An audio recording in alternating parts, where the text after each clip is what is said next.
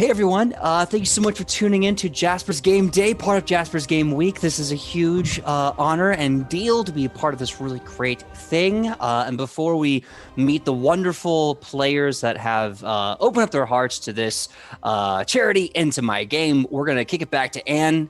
Anne, please tell us more about Jasper's Game Day and everything else. Hello, I am the disembodied voice that haunts your dreams, but also, or that I should have said that haunts your streams. Dang it! All right, guys, hello. Welcome to the final of the 4 games this Sunday of Jasper's Game Week. I am Anne Richmond, aka Heartsinger, the head bard in charge. You can't see me, but just know I'm ever present here throughout the weekend. But what I've had the immense pleasure of doing at every game is telling folks all about Jasper's Game Day, the charity we have been heroically raising money for with the entire community, which has just been incredible. We've passed the $3,000 mark. We are on our way to $4,000 raised, and I want to just tell you a little bit about what Jasper's Game Day does if you didn't see the video at the beginning of the stream. Jasper's Game Day is a 501c3 charity dedicated to servicing services that provide help with suicide prevention and awareness, something that has touched many of the hearts, minds, and lives of people who have appeared in streams this week. It is incredibly important to consider the fact that they have taken the money, every cent that they raise here with you, they are taking that to keep services open that would have to shut their doors otherwise, or to invest in research with the American Association of Suicidology, to keep suicide hotlines open, to serve at-risk youth in various areas around the United States and in populations that need it most. So please consider being generous. Type !donate in chat, and you will also find when you type !donate that there will be things that you can make happen. Primarily for $25, for a $25 donation, you'll be able to provide a hero point or a reroll to our players. There will be a pool of those for them to choose from. And now I'm going to toss it on back to PJ Megaw in the studio, who's going to take you on a wild, far-flung adventure. Hey everyone, PJ Megaw live in the studio here in sunny, way too hot California. If you're wondering why my computer screen is shaking so much, it's because my cat is being a bad cat. Doesn't really matter. Anyway, There's no such thing. She's being a cat. She's being a cat who I love and adore. But that's another conversation for later. Right now, we're going to be doing sort of introduce you to your characters, who we have decided to make the group name the Heckin' Knights, because we're heckin' good boys with an IS. So I'm going to say, I'm going to call you by the name that I know you as. I apologize if I don't know your real name. Some of you have tremendous names, like Juicy Garland is with us. So I want you to tell me who you are, who you're playing, and what you and your character pronouns are. All right, so I'm Juicy Garland. I'm a local area Boston drag queen. I will be playing Lucrezia Midrova today. And she's a big, spooky lady who doesn't take anybody's nonsense. I go by she, her in a wig, he, him out of a wig usually. And Lucrezia will be going by she, her as well. Awesome possum. Next up, Mr. Michael Powell, please tell us who you are, who you're playing, and what the pronouns are. Well, I am Michael Powell, and I am going to be playing a character called Benny Rage. Kind of based off a certain character from a certain video game that just got a movie. And pronouns are he, him, they, them. All right. Next up, Ben. Ben, please tell us who you are, who you're playing, and what the pronouns are. Hi, my name is Benjamin Benstoon. I am playing Shy, or Bump, as friends call him, a big old lizard man barbarian who likes to give hugs. And my pronouns are he, him.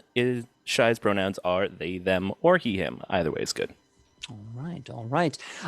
Michelle, please introduce yourself, your character, and let us know what those pronouns are. Hi, I'm Michelle Rapp. I am a native here to San Francisco, California, where the fog rolls in, but the days are really sunny for some reason right now. I am playing, my pronouns as Michelle are she, her, but I am playing Paul Verdis, who is the sweetest, newest graduate of the of the Hellfire Knight Academy, and he is basically just a really lovely cleric who has big anime eyes and looks almost a little bit too pure for this world, just the biggest cinnamon bun. And he's here just to try to make the world a better place. Heckin' yeah. All right. Thomas, please tell us who you are, who you're playing, and those pronouns. Sure. So hey, I'm Thomas Winkley. He, him, they, them's also acceptable. I'm in Salt Lake City, Utah. I'm actually a competitive fighting game commentator and Unity developer who also likes exploring dungeons with stuff to kill inside of it. So I'm pretty excited about this. My character is going to be Dolan Un Eyebrow, of the famous dwarf clan, the Un Eyebrows, and he's a, farmer by trade, but a fighter by passion, who is going to be helping out with this. So. Very nice, very nice. Well, my name is PJ Megaw, as you heard. My pronouns are he, him, and as the GM of this game, I will be playing everyone who is not one of these amazing heroes. So without further ado, if you will permit me, we are going to get things started. And if you aren't already, could you please play, I believe, New Land? I want to confirm that we're doing that. All right.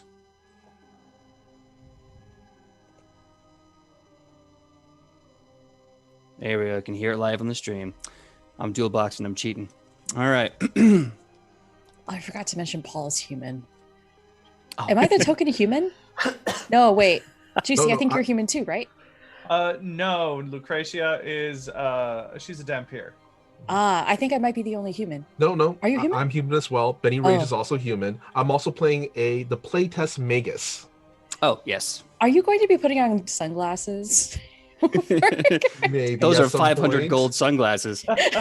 How many of your fight attacks are nut punches? Asking. Can you do a splits? Is what we're asking. Can you? Mhm. Can you do it What? on stream? No. Does Not Johnny on Cage stream. say anything for his fatality? I don't remember. In, Uh, in 11, I- he beats someone to death with an Oscar, but I don't think he says Yeah. anything. I don't just think he murders says them. anything. Like the best ones are always the ones like Kung Lao and whatever. Does They're give like out- flawless victory. I can give out, my character can give out autographs. yes, he is Celebrity actually. dedication. Yes, I was looking at his character sheet. He did tell me he was going to use his arcane sigil to do that. Also, Amazing. I don't know if anyone remembers the 1990s Technodrome Suite remix, 12 episode or 12 song CD track. But Johnny Cage had a theme song, and it was called "Johnny Cage Ain't Afraid to Die," where they say that 50 times. So there's his theme. That's his motto: Johnny Cage Ain't Afraid to Die. Okay, now, All right. whew, here we go. We're getting this started. So, if you will, close your eyes, and I want you to envision the gray sky and matching gray water. The salt is heavy in the air. Silent. This long and salty ride has been painfully dull and silent since you left the harbors of Absalom through the lands of old Chiliacs. You've been trained and tempered, the distant and dissonant voices of devils fading from your mind as you look over the churning gray seas. You remember each order that has been watching you train with interest, reading notes of progress and scouting to their cause.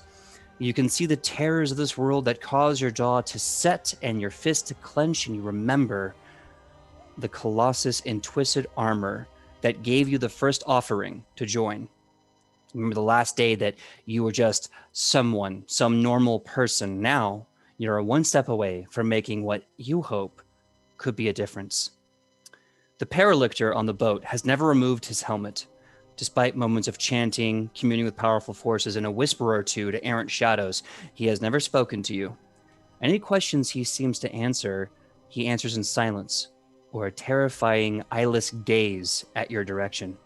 As such, you've decided to give them a wide berth, as the travel seems to take weeks, and this cramped little boat journey what should have been hours has felt like a whole day. The waters now shift from open waters to the crowded necropolis of vessels passed and sunk. It is then the paralictor finally speaks to you.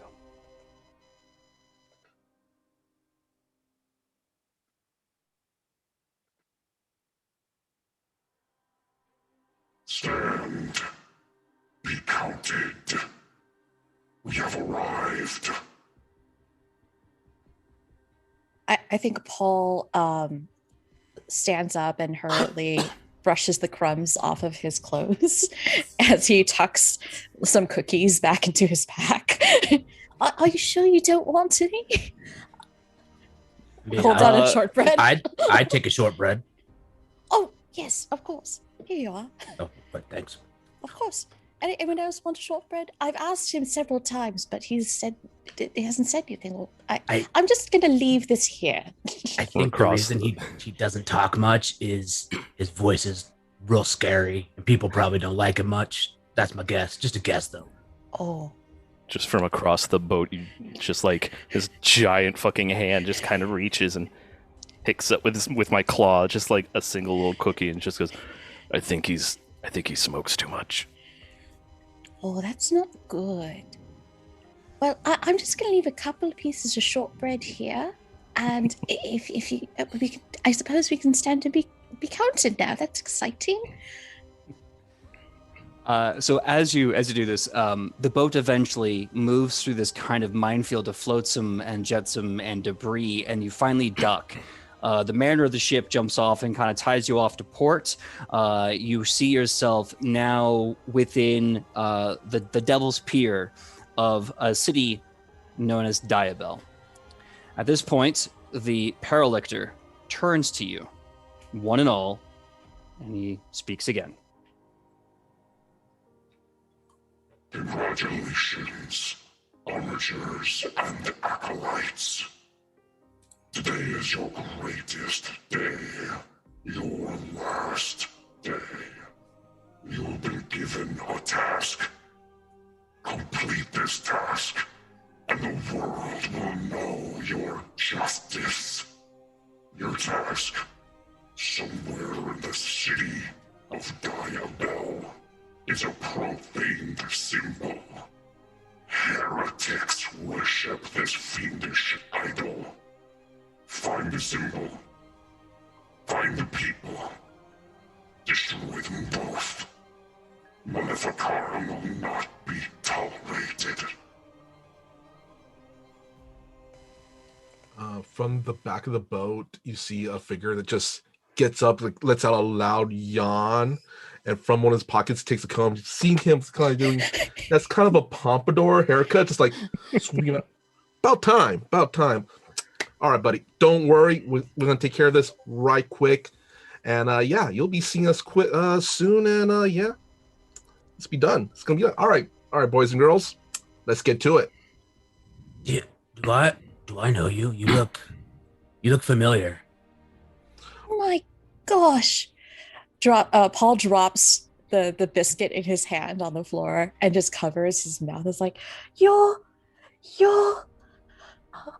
oh my gosh. It is I, Benny Rage, and if you want, I will be signing autographs a little later on, but can you sign this? I hold out a biscuit. I hold out a cookie. He takes his ring, kisses it, and as soon as he does that, the sigil of Benny Rage appears on the biscuit. Beautiful. There you go. I'm going to keep this biscuit. Enjoy.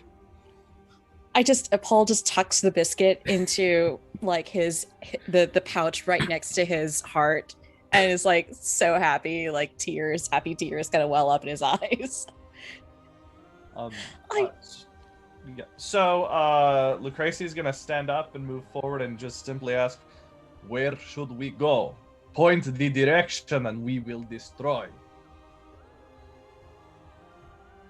I think we have to go that way. And then Paul just points at the exit of the Towards boat. the pier. Towards the pier. Good. Let us go. I'm Shai's behind gonna making wait. spooky. Yeah, Shai's gonna wait until everybody else gets off the boat because he's so big that him jostling the boat might make somebody fall off. So he's just like his arms are very close to his side, just kind of hunkered down, trying not to take too much space. PJ, you said that there was like a deckhand from the pier or whatever who's tying off the boat, right? Yes, there's an individual that basically got you into the pier, and they're docking you.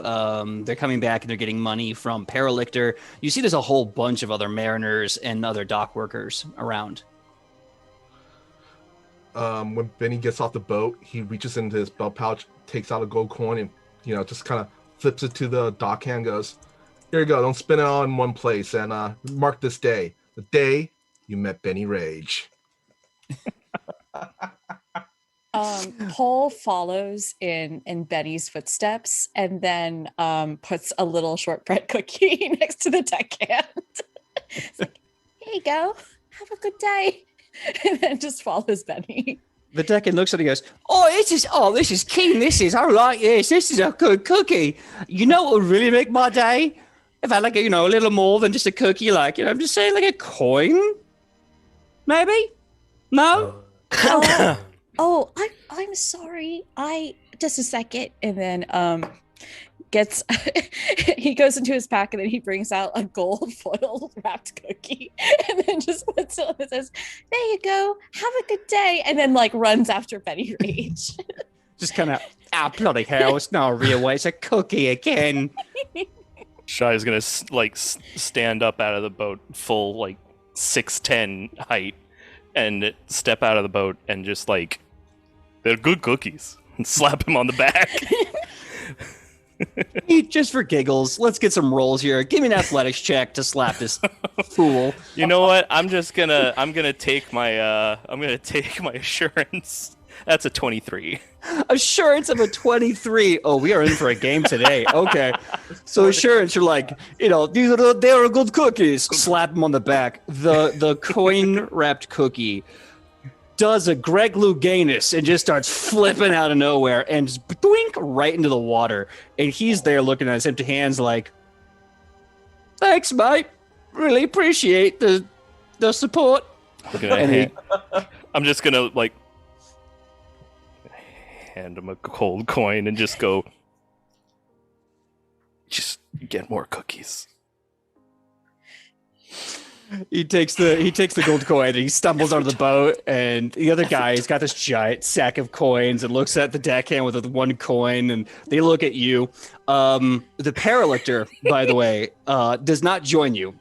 He seems to kind of sit cross-legged, and he starts doing an unusual series of gestures, and he's just zonked out, and you can see arcane energy just broiling off of his body as he is doing something you've seen him do pretty much his entire trip. Do I know what it is that he's doing? You can make an Arcana check. Can I make an Arcana check? Absolutely. Because at the moment I think Paul's like, is he doing Tai Chi again? Just on the boat, you're like, "I am one with the law is with me." That's a 21. Nice, okay. -1 is 22. 22 here as well. 14.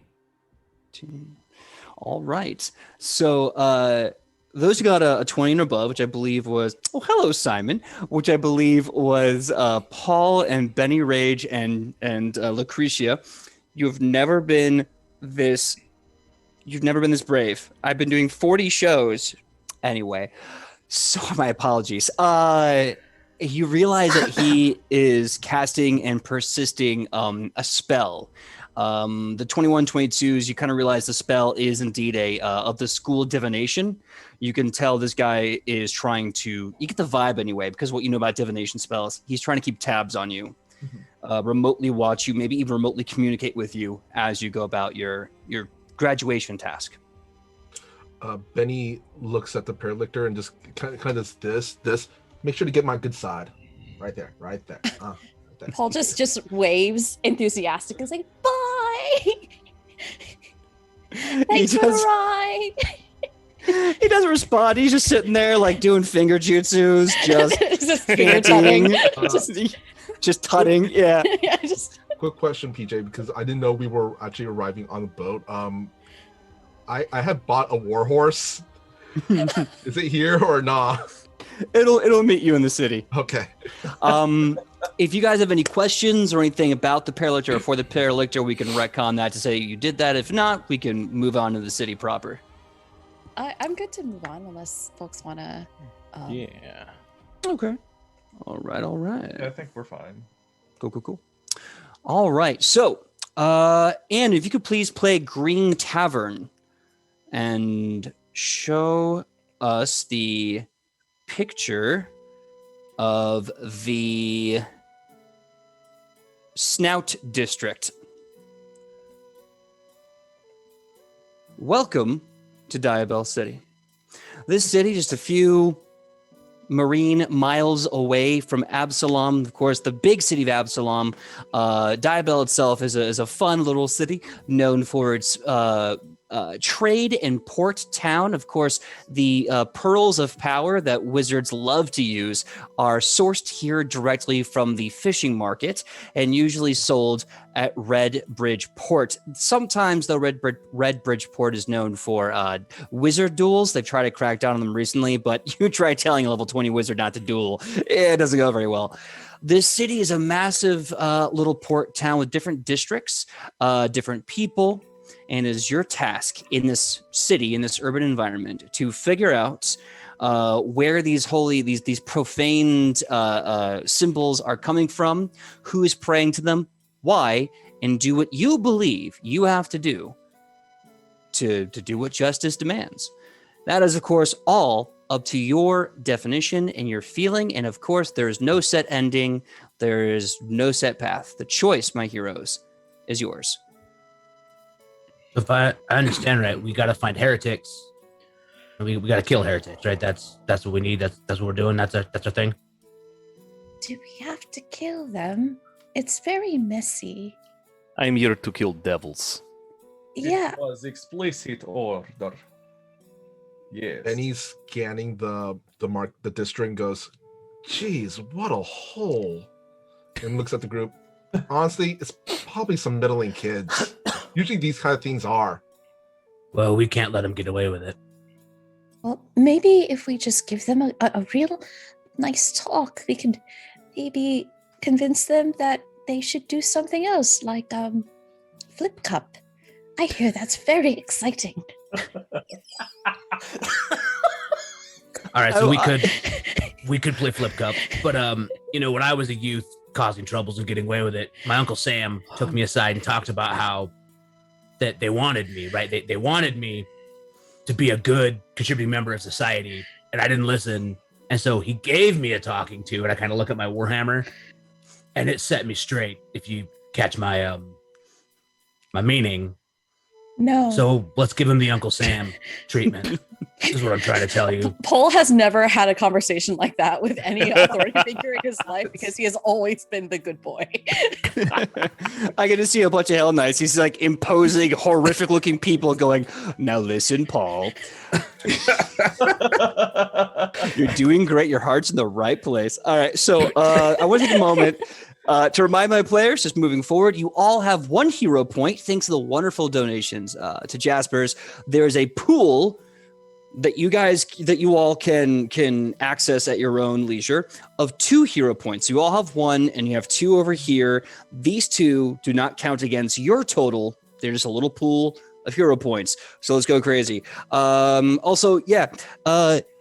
As much fun as it is to give them the spare the rod, spare the child, I know the goal for the Heckin' Boys is to try to do this with as little civilian damage as possible. Mm-hmm. But I leave that up to you all to discuss how to do that. Yeah. Well, maybe we should go to where do the cool kids go nowadays? Is it perhaps the pub? I hear they're very exciting. Yes, I was thinking we find this scum and villainy and beat answers out of them. It's been a long trip. I am thirsty. Let's go. I like beer. Oi, let's go. So where is the filthiest, grimiest, evilest pub? All right. One place that Rage would never be caught dead.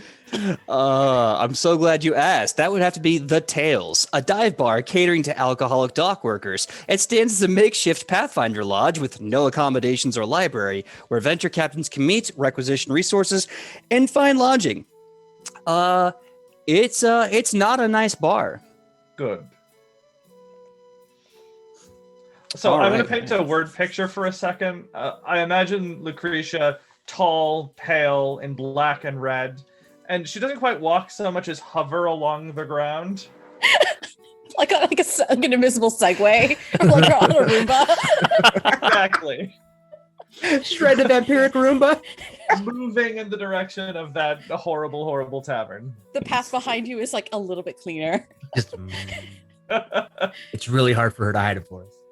I think Pass the Paul is dirt. definitely the shortest of the group.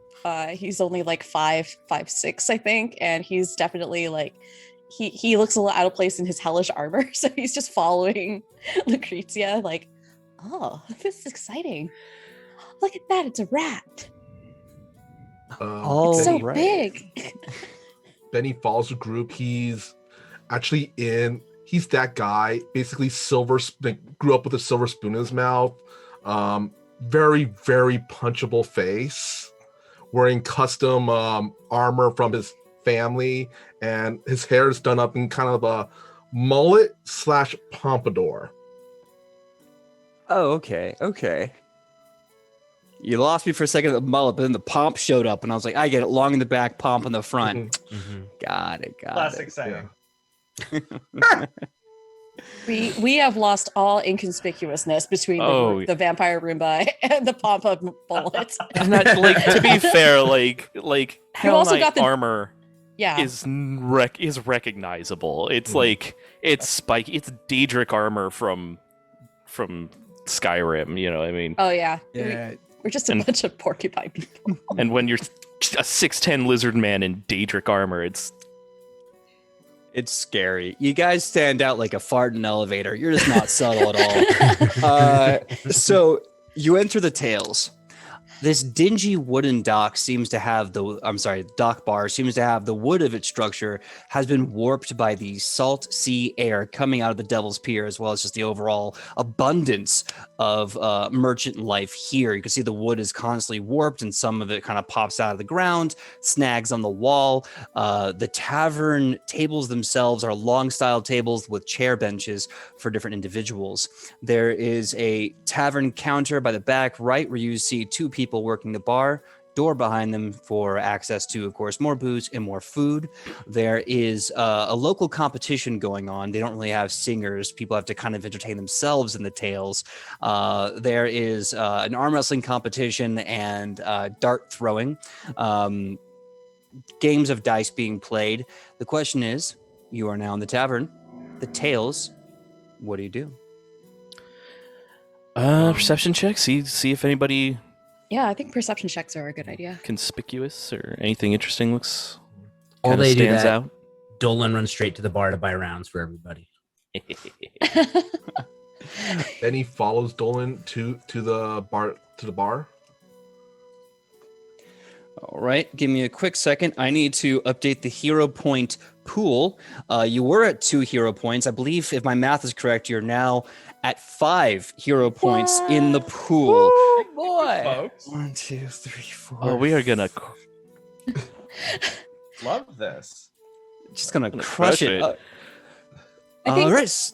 I think Yeah. Paul also follows the lizard friend and Benny to the bar, and opens up another little Tupperware of cookies. All right. So the three of you walk up to the bar. Your presence is announced by the rubbery plastic fart of Tupperware and then the lovely smell of fresh snickerdoodles. As this moment occurs, you just see a bunch of salty, like sun-leathered sailors and merchants just looking at you with resentment, especially Paul. They hate the life in Paul's eyes. He is too much happiness and joy, and they resent it because they don't have that anymore.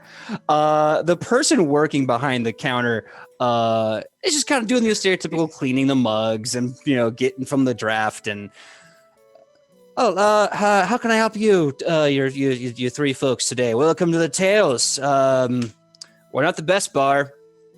Yep. I all think bars are necessary. All bars are best bar. I agree. Thank you.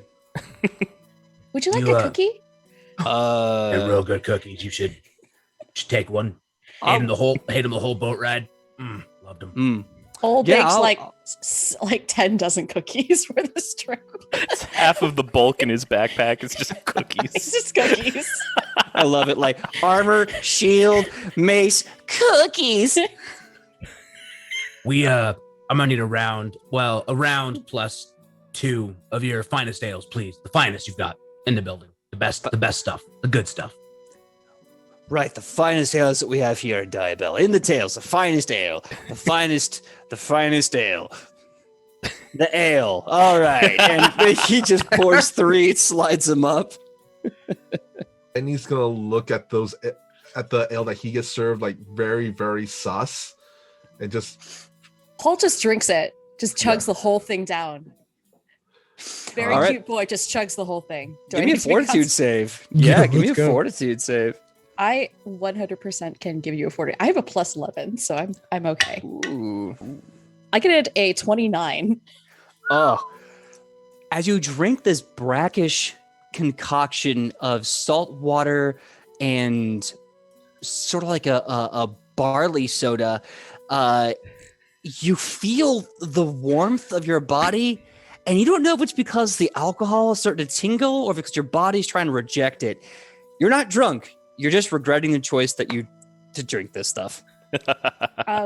Paul is not the kind of person who is going to say anything bad in the face of hospitality. So he just puts the tankard back on the bar and just smiles and says, "Thank you," and then just walks away towards to offer cookies to people. Then he's gonna look at his cup and just sighs and goes, "Yeah, don't want to get the runs tonight," but he reaches in his pocket and pulls out a gold coin and kind of slides it towards the bartender with his finger still on it.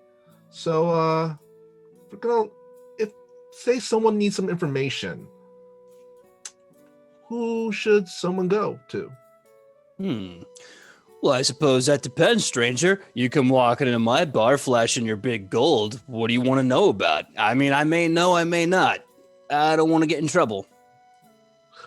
He takes out another gold coin and puts his other finger on it and slides across. Dylan is sipping his beer, watching in amusement. And it just goes, "Oh, we're just having a friendly little chat. Just curious." Friendly little chat, huh? Just 2 friends and the 2 gold and the... Oh, no. 3 friends. You take the 3rd coin out. I bet you could keep him going. He looks to you and he goes,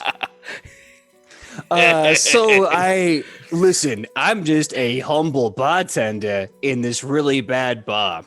How about you tell me what you want to know, and maybe for 1 more gold coin, I'll tell you what you want to know and see if there's something better in the back.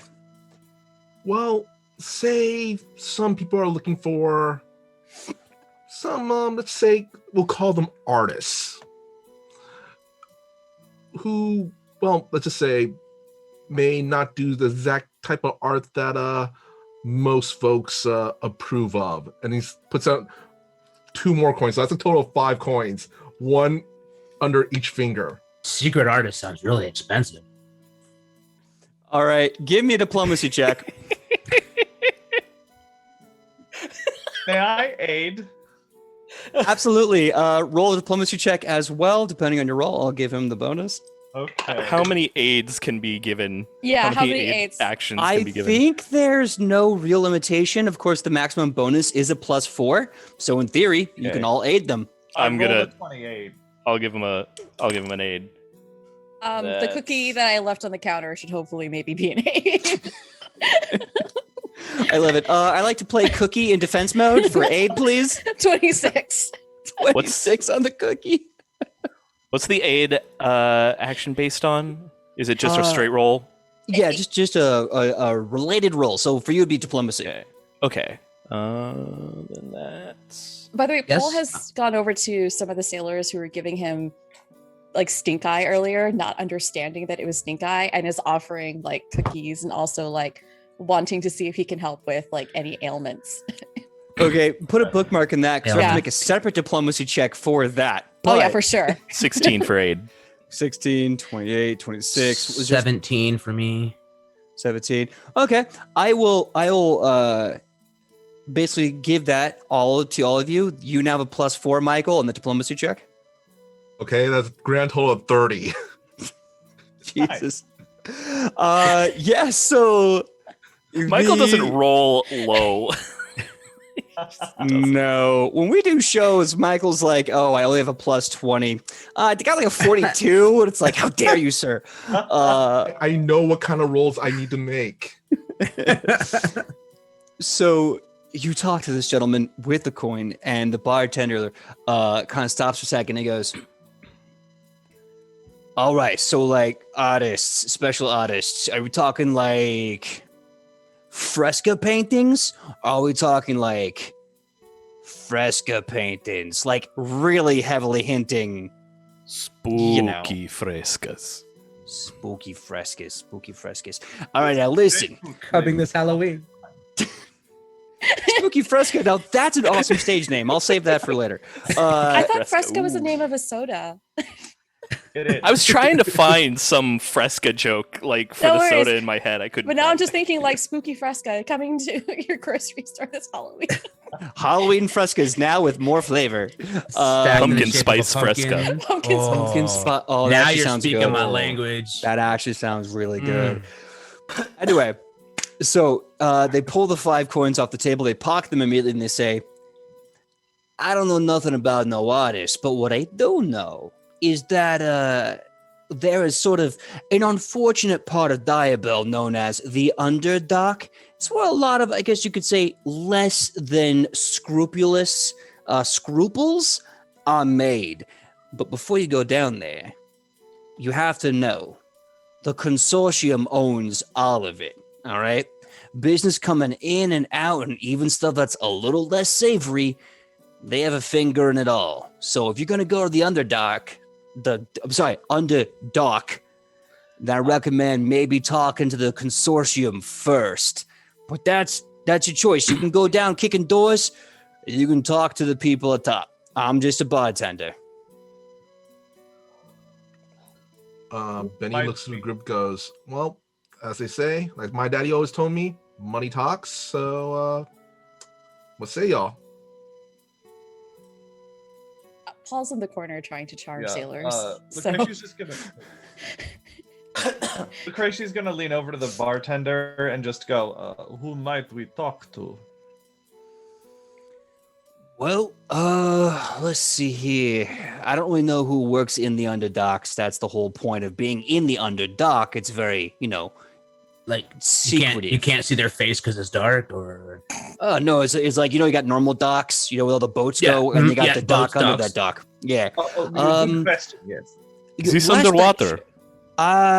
Surprisingly, no, but it is under the city. Last I checked, there was this little goblin running around talking about something having to do with imports there. So if you can find some goblin somewhere in the city, I'm sure she'll know. Other than that, you talk to anyone at the Cortos Consortium, like they really love putting on a big fake face. So you can walk right through their doors, ask them questions. They may not like your questions, but they'll at least see you. And these Cortos' consorts have many fingers? In everything. Like, imagine, like, they say, hey, you can't eat that because I own that. Give me a piece of that. But, like, all your beers. PJ, quick Yeah. question. I have the feat connections. Mm-hmm. It says I could attempt a society check to arrange a meeting with an important political figure or somebody. Would I be able to use that feat in this occurrence? Yeah, I'll tell you what. Give me a diplomacy check or a local lore check, your choice. Hold on to that number really fast. We'll get to it in a second because I think I need to tell Paul what happens when they go talk to the salty pirates. Okay, so Paul, you are currently trying to be with these salty sailors. Is that correct? yeah, I think I approached the arm wrestling ones in particular. Okay.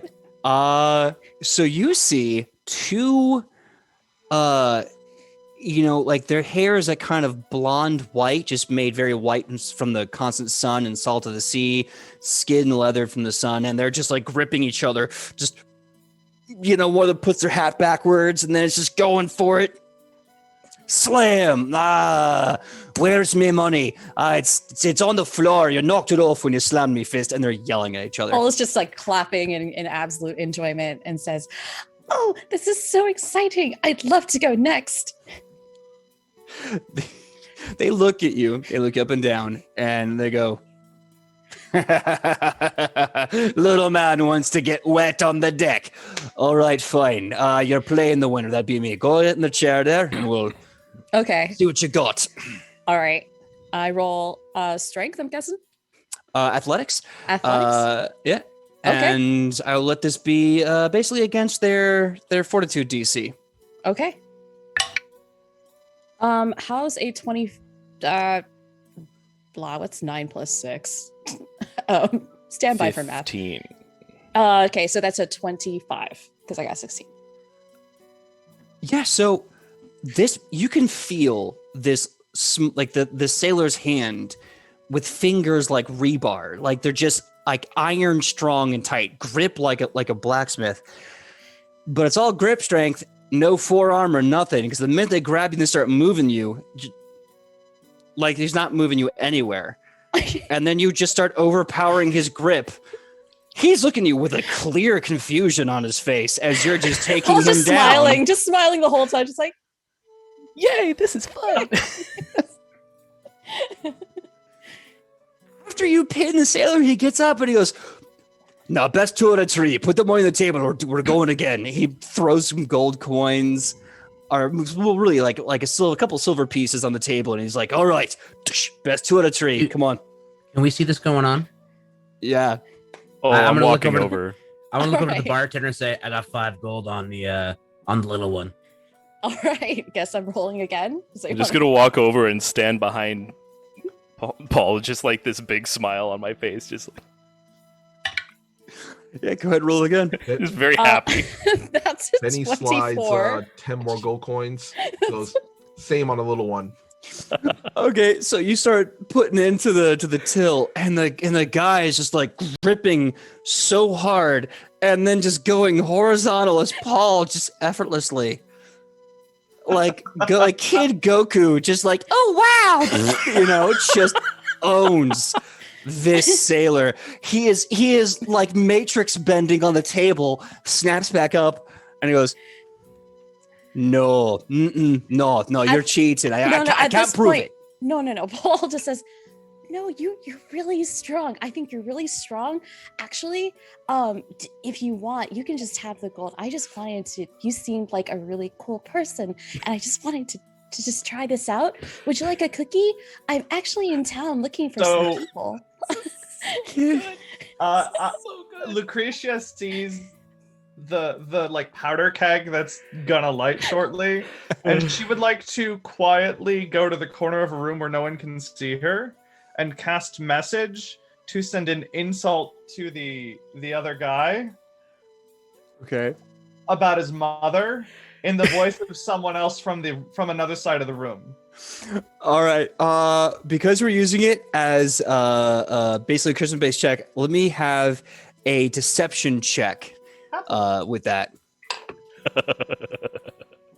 That's a 17. 17. Okay. So you send the message, and this is to the one that Paul has just absolutely been owning at arm wrestling, right? Yeah. Yeah. So Part of Paul, our- in another direction. yeah. So the salty sailor, he's staring daggers at Paul, and suddenly kind of goes, "Who said that? Who said that Said about what? my mother? Oh, Who- don't be playing games. You clearly heard it." And he starts storming off, going, "Yo, no, my mother died. Who said that?" And he's just storming around, making a huge scene. And someone just kind of comes up and like puts an arm around him and is whispering. And he's just going like, he's like, "Aye, listen, Pat, we understand you're angry. Just no one say anything about your mom. You're hearing things again. You got to go back out to the sea, walk it off." And he's like, I'm just so lonely. And he starts storming out of the tails, just furious. Paul is absolutely 100% mortified. And is just standing there, sitting there at the table with like the open Tupperware, just being like, Just so lonely. Just trying to make friends. The other arm wrestler definitely kind of like numbing on a cookie. Just goes, "These are really good. I really thank like you. these." Oh, but thank you. By the way, what's your name? I'm Paul. Nice to meet you. Oh, Paul. It's great to meet you. My name is Harry. Oh, it's a good name, Harry. I just give him another cookie, and I'm like, so, what do you do? You see, you're a good, strong man here walking in the docks. Yeah. Well, actually, I am here with some of my friends from a boat. We came in with some new materials to sell. We have a boat at the dock, and I believe the mariner is currently in the city. If you'd like to, I can introduce you to the mariner. Oh, that would be lovely. My friends and I are in town. We're looking for some folks who are really into some spooky things, and we're just also interested in spooky things. So we wanted to see if we could maybe meet up and discuss the spookiness. Oh. I don't know anything about spookiness. No, I'm just a sailor. But maybe the mariner would know. He's a very angry man. He seems to know a lot about a lot of things. This makes sense. And I turn around and I wave over like all of y'all. Hovers. Just Walks over. hovers. I would love to meet this mariner you speak of. Hi everyone, this is Harry. Would especially like to see how he reacts to this one.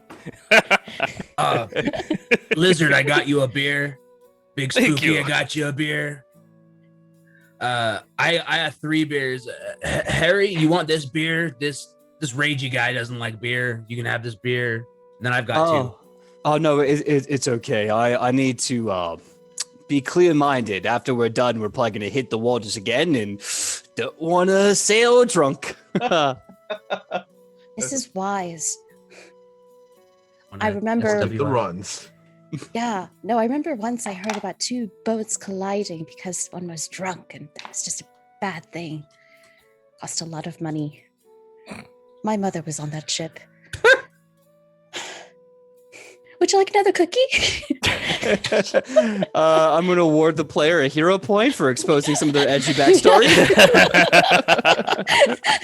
Paul has a deep, dark sadness inside. Benny doesn't say anything, but he knows his father probably had that ship insured. Oh. Never had to happen, but it did. Okay, so if you right now, your options are you can go see this mariner, you can go further into the city, you can continue asking questions. There is a goblin that you've talked about or been told about, as well as the Kortos Consortium. What's your feelings? Did you need to know my role for my connections role for the consortium? Thank you. Yes, indeed. Give me that roll. That was 23. 23. Okay. Yeah. Oh, I also used a hero point because the first roll was bad. It was really bad. That's fine. Honor system, I trust you to remove that hero point from your sheet. You do remember kind of hearing about a family of people in the consortium. They're not really big. They're not really high up. They're just kind of like a family of like lower middle, not class, but like with hierarchy, lower middle. Basically, their last names are the Smythes. And if you pretty much drop that name, someone in their family will probably like recognize that connection and try to help you out. PJ goes over to the group and goes, well, we could go to the Mariners, or this Mariner fellow, see what we get from them. Dad knows some Smy. I remember Dad's talking about some Smy guy. Spy. I don't know. Somebody from the consortium that we could probably ask. Okay. Well, it seems like the Mariner's going to be leaving shortly. So maybe we should talk to him. Maybe he knows where the goblins are and how to get to this underdog? Get to an underdog, I would speak to someone on a boat. Mm. They probably know how to get under the docks, what be underneath the docks, or so I'm told. Which, do we have torches? We might need torches. I think it's going to be really dark there. I have this feeling that underneath there will be minimal light. I have torches. I Okay. can see in the dark. I can see in the dark sometimes. Paul's just like, Danger seems small. Benny holds up a finger and like a little produces flames, like a little light disappears, a flame. He just goes, eh. I have torch. He is torch. Let's go. So, just to confirm, I did hear you talking about the Mariner. Is that correct? Mm-hmm. All right. Great. And if you could please show the picture of Mariner Voss, please. As you are moving around the city, eventually you are taken to a part of the Red Bridge port in town, and there, Harry introduced you to Mariner Voss. Mariner Voss greets you. They are a very tall and wiry half-elf with a long blonde beard, very much kind of like braided in the kind of Viking tradition, shaved ends and kind of a blonde kind of braided top back, covered in a bunch of tattoos. And you can see they're sporting a big axe on their back. They don't have any flashy clothes, very simple clothes, but you can tell they always seem just a little angry when they look around and talk to people. Mariner Voss kind of greets you. Hello. hi, I'm Paul, and these are my friends. Cute. Allegedly. Hmm. What can I do for you? We have come to find out about Underdog. Hmm. Why? To get under the dog.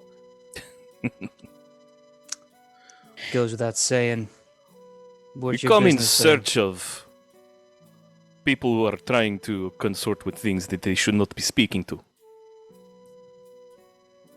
Interesting. All right, fine. A1, watch my business. I'm gonna help them. He leaves her on the side, still with the axe on his back. He's going with you with this massive axe strapped to his back. And he says, I'll only show you where it is. After that, it's up to you. If you That's die, all we need. that's your fault. Good. Can I maybe sense some motives? Oh, yeah, absolutely. Yeah. Really quick, Benny's gonna kind of lean over to the lizard man and whispers, what's his deal? Looks like what is he pissed about? Somebody put him in a papoose or something? Inside joke theater. So is that just a perception in this case, or what should I Yes. roll? No, you're absolutely right. So perception can also be made to kind of sense a motive. So give me that perception check, and we will go right along with that. Just an 11. Looking at this man, you get a feeling, this half elf, you get a feeling that he wants to help you out, but he knows that it's a bad situation, and he wants no part of it. He is getting you to the front door, and then he is just making a hard retreat. It's not a trap. You willfully asked to go to a very bad place, and he is doing his best. Got it. I think Paul just walks up to him and just kind of subtly like tries to like silently be comforting. I'm not sure, like an emotional support cleric. I don't know. It's like, you're very angry. How can I help? And just sort of like wordlessly like tries to like give them like a little tub of cookies and then just like scutters back. Oh God! Give me a diplomacy check on the Sure. cookies. I'm totally gonna do that. That is a nat 20. Oh my Um, God! Nice. That's a Yeah, 28. fill with cookies. All right. Nat Cookie. Nat Cookie. So you hand him the cookies and run away, all scared, which is ironic because you're wearing Hell Knight plate armor, right? So you're this It's adorable. less like scared, but more like just like I want to give you space. So here you Yeah. are, and then I'm gonna run back to give you space. So Voss gets the cookies as you like clank away in your very, very intimidating armor. And then looks at the cookies and looks at you slowly, like with these hands, these massive hands, takes one and kind of parts it through his heavy beard and takes a bite. And he just kind of stops, stares, and he looks at Paul and he says, I've been a part of the sea for so long. I don't know what kindness is. And it's such a little thing, but I thank you for reminding me that sometimes love exists in small things. I think Paul just like starts silently weeping, and just like goes up and then just like puts a hand on Voss's shoulder. And This stream says, brought to you by Biscoff. And he's gonna lean over to Juicy's character and goes, I really hope he doesn't ask for a hug now. Hug? Who said hugs? I think Paul just like gives him like a pat on the shoulder. Says, "It's your feelings are, your experiences are valid, and that's okay. And I'm glad that you're in a place where you can acknowledge what's going on. And thank you so much for your help. And no matter what happens, you're worth it." And then Paul just like goes and walks up with Lucretia.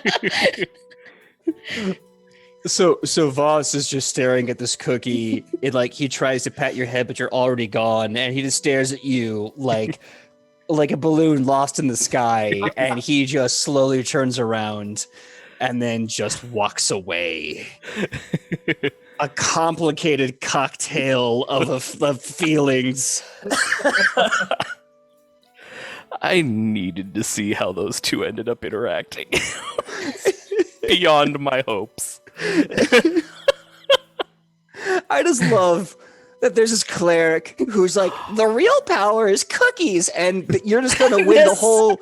You're gonna win all of Pathfinder with cookies. I can't stop you. I have a vampire Roomba, a hug bunny lizard man, Johnny Cage, an angry dwarf, and Betty Crocker level 20. That's what I got. Gonna get to the end of this. We're gonna spare somebody we shouldn't. The lictor's gonna show up, and we're gonna give him cookies, and we're gonna win. That's how it's gonna. God forbid the person that denies those cookies, because they're gonna catch a slapping from this crew.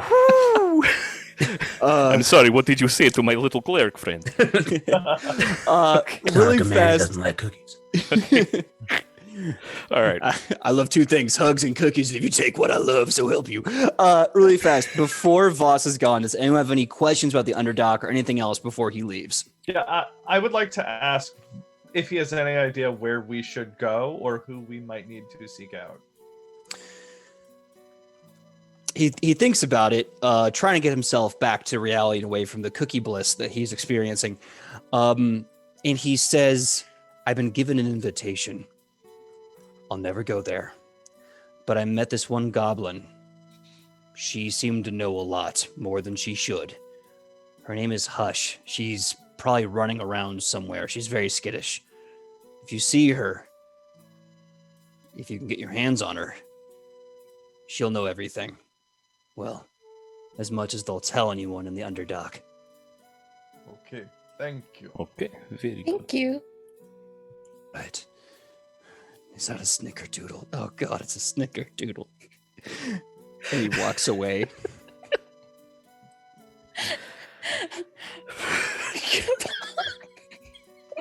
Paul just turns back around, uncertain if they just improved or drastically made this person's life worse. And then just turns around and says, well, I guess we should maybe go find this Hush person before we go into the Underdog.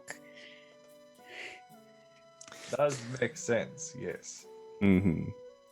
If the goblin can give us the information And then I know Papa Rage over here knows some people. Maybe we can like get the info, and then the people he knows can get us like in the door. Or I mean, these cookies seem to. We could probably just buy our way into these cookies, and then we just gotta go from there. But I think we should definitely get the data before we. Unless we can, I want to. Can we punch? We can just punch our way in. That's I. That. I have some more cookies, but I kind of feel like maybe we should talk to some of these Smythe people. I think they might know, because the thing is, this goblin seems like they run around quite a bit without, having a place to stay. So if these Smythe people really know what's what, they'll probably know where Hush might be found. Perhaps. Well, shall we go then? During this entire interaction, Benny's kind of like off to the side. Like he lost interest already. He's like he has a mirror out. It's like combing his hair. I do want to say really fast before we continue, because those cookies are so OP that what I'm gonna do is I'm gonna roll a d20. That's how many cookies you have left. That's And totally that's how fair. many- I've given out so many cookies. Yeah, Cookie budget. and they pretty much are just I win cookies. I just roll really high. They're cookies. All cookies are I win cookies. I mean, you're not wrong. So I rolled. You have 19 cookies left. Nice. Don't spend them all in one place. You have 19 cookies left, and I want to remind the party, not that you need it, apparently, you have a pool of 5 hero points that you all can use to pull from individually, as opposed to your own hero points. Can there be a donation level where people want to donate cookies to our people? Hey, that could work. That could Bake work. I just sale. want to say It's a big sale. only cookies that's not automatically win cookies are oatmeal raisins. Excuse me. Oh, we got some fighting words now. That's fighting the words. tension. I'll say this, chat, if you're watching and you wish to donate more to the cause of Jaspers, thank you so much. Instead of a hero point, just please put in the chat, donate, in the 25 and say for cookies, which we will use to increase the cookie count from 19 to more than 19. I will be nice and say 3 cookies for donation, like Otis Spunkmeyer style. And let's go from there. Let's have some fun. I did not intend for this to be such a thing. We had session That's 0. the best There was things. there was no mention of cookies, and now cookies have completely taken over the stream. It has been a complete ambush. Mm. Sponsored by Famous Amos. All right, so we want to talk to. Okay, so is the goal to talk to the goblin after we enter, or is the goal to talk to the goblin before we enter? I think it would be better to talk to Smythe before the goblins, since the goblins actually in the Underdark or Underdock. Underdock, yeah. Underdock. Yes. That took me a minute too.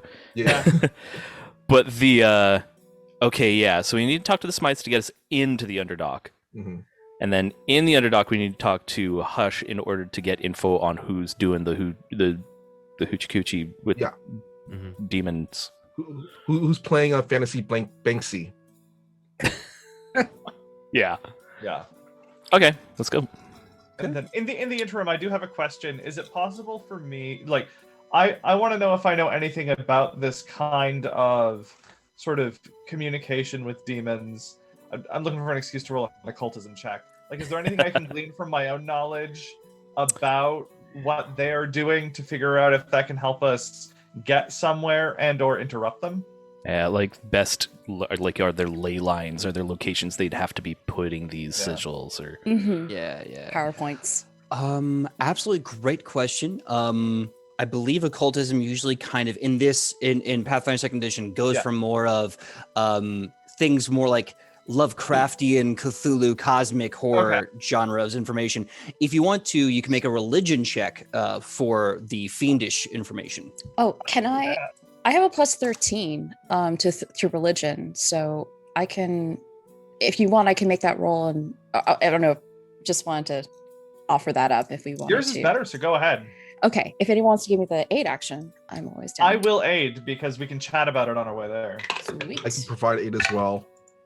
I think. Wait, That is a 31. I got a 16, so I have a +2, so I Okay. rolled 18 to aid. This will be a train action though, right?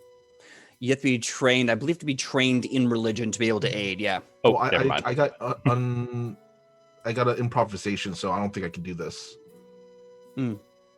Okay, so I'll say this. Michelle, you got a 31, correct? I did get a 31. Okay, that's still a 31. So you think about it, there's a number of different ways this could happen. Yes, much to Lucretia, correct? Lucretia? Yeah. Much to Lucretia's guess, you do know that ritual is one way to do it. It's a very popular way because if you can secure the ritual, it takes a lot less personal sacrifice to summon said fiend or demon. Ritual ley lines, symbols, profane symbols, that kind of like, put in a thing, enchanted on forever and ever. That's a really good way to do it. But you know that you've heard stories of other ways that you can summon demons and devils. Like people in the Hell Knights themselves are expert devil summoners who are able to do it sometimes with a bonded item or even a power word that they can immediately summon a devil with. So there are different magical ways of doing this. If this is to exist in this city, you're probably making a really good bet that either there's a material component, there's a hidden ritual somewhere, or there is a being of power so dense that they can summon this entity of sorts with little to no effort and hide it somewhere in the town. You have 3 different ideas. You don't know where to go, though. I relay this to the party and just say, like, I mean, if it's the last option, then I guess I don't know the city that well, but maybe the Spice might know a place where one could stash a ridiculously powerful demon summoning thing. I mean, I can't imagine that this could be very well hidden, so it might be the first 2. Only one way to find out. At least we know what to ask for. All right. Knowing is half the battle. They'll have the 50% blue lasers, 50% red lasers. Oh, has the Warhorse shown up yet? Yeah, where's Uber Hoofs? Yeah. It's a barn dash. Yeah, all of a sudden Applejacks pops out of nowhere. What is your horse? And is its cutie mark just a symbol of Cheliax on its flank? Like, how does describe this beast of noble burden? Sure. Let's just say, you know what? Yeah, it's a black horse. It has kind of a little star-shaped little marking on the front of his head. On his flank is kind of a white birthmark of the symbol of Cheliax. Okay, so you see what looks like Death Pony comes stomping up to you, and on its flank is basically like a red, like 3-pointed triangle with like demon horn, like black demon horns coming out of this thing. Like it looks like it's here to eat your skin. But this is your lovely pet. Benny goes, "Oh, there you go. Oh, hello. There you go. There, who's a good boy? Who's a good boy?" And does that thing that some pet owners do, where he takes a carrot, puts it in his mouth, and just like has it eat The from Lady in the his Tramp mouth. move? Yeah. Oh, there. Who's a good Maxwell? Who's a good Maxwell? So Maxwell takes the carrot, and you hear Maxwell say, I'm a good pony. Yes, you are. Yes, you are. Who wants to stomp down on some wrongdoers? Who wants to grind them into the dirt? Who wants to? All heresy must be purged. Pretty hoof. I will destroy the non-believers. Death come to those who suffer the fiend. That's a That's a good Maxwell. That's a good Maxwell. And he turns to the group. Well, should we go over to the SMI consortium folks or what? Yes. Yes. Yes. Paul That's is makes fully sense. hidden behind Lucrezia. Paul does not like Demon Horse. Okay. Oh, sorry. I'm still freaking out about the Death Pony. Okay, so we're going Okay. to the Smythes, right? Yes. Yes. Yes. Okay. This is woof. I would apologize for how off the rails this is and how fun this is. This is fun. Okay. Did you think you were going to get anything less with the Heckin' boys? Yeah, with the The Heck the Knights? very good boys of the Heck Knights. Oh, The goodest So, boys. so would Death Pony be Saw the stream. the team mascot now? I mean, if you wanted it to be, that's a democratic decision. So, you go to the consortium. You see this large, sort of white domed building, lots of pillars. It almost looks like the Parthenon in Greece, but it is. It has this kind of sickly sheen or veneer to it. It's almost like if American Psycho was a building. It's a good description. That absolute facade of 80s glitz and glamour and professional perfection, but there's something psychotic about it. Is there a watermark? Tasteful. Oh, Very tasteful. Also, I just want to, oh my goodness, while we've been discussing this, chat has complained that there's no Death Pony artwork that I prepared. So much to my huge kudos to Anne. They went and they Yes. got us a Death Pony artwork. Fiend Pony. Thank you, Fiend Anne. Pony. Look at that. Thank you. Maxwell Amazing. is amazing. Oh, man. That's Much All right. love to Anne Amazing. for that. Yes. This is what I was Huge born props to to do. Anne for giving us Maxwell the Fiend Pony. And someone else in the chat wanted to retcon the hero point and give you some cookies. So I'll give you another 3 cookies, Paul. We Um, yes, we have 22 Chat. cookies. Don't forget to update your cookie counters, chat. mhm, mhm. Yeah, it's up to you to keep me on my cookie count. Oh no, I've got my cookie count for sure. Nice. Benny's gonna Alright, yeah. look over at the building, turns over to the group, goes, reminds me of the family, third summer house, the one that we don't really use that often. I think Where's it located? It's southeast of Chiliax. Okay. Um, Okay. Mhm. It's by the lakes. It's a lake house. We usually we let the servants use it sometimes. It looks exactly like this building you said. Not exactly. I mean, ours is, let's just say, it's at least kept up to code. This Mhm. place, Uh-huh. I don't think Mhm. is. He's just like writing down this information for future squatting. Southeast, no one's there. Probably can bribe the local servants. Near lake. okay, Yep. So Bring swim trunks. absolutely. So you go to the consortium, you go inside. There's a bunch of flags all around, kind of like almost kind of like the UN has a bunch of flags going down a street. It's like that, but they're all the same flag. It's the flag of the consortium in the 4 houses of the consortium, the 4 big houses. Once you go inside, it's like this massive combination of oh gosh, that train station, the really big one. You know what I'm talking about? Penn Station.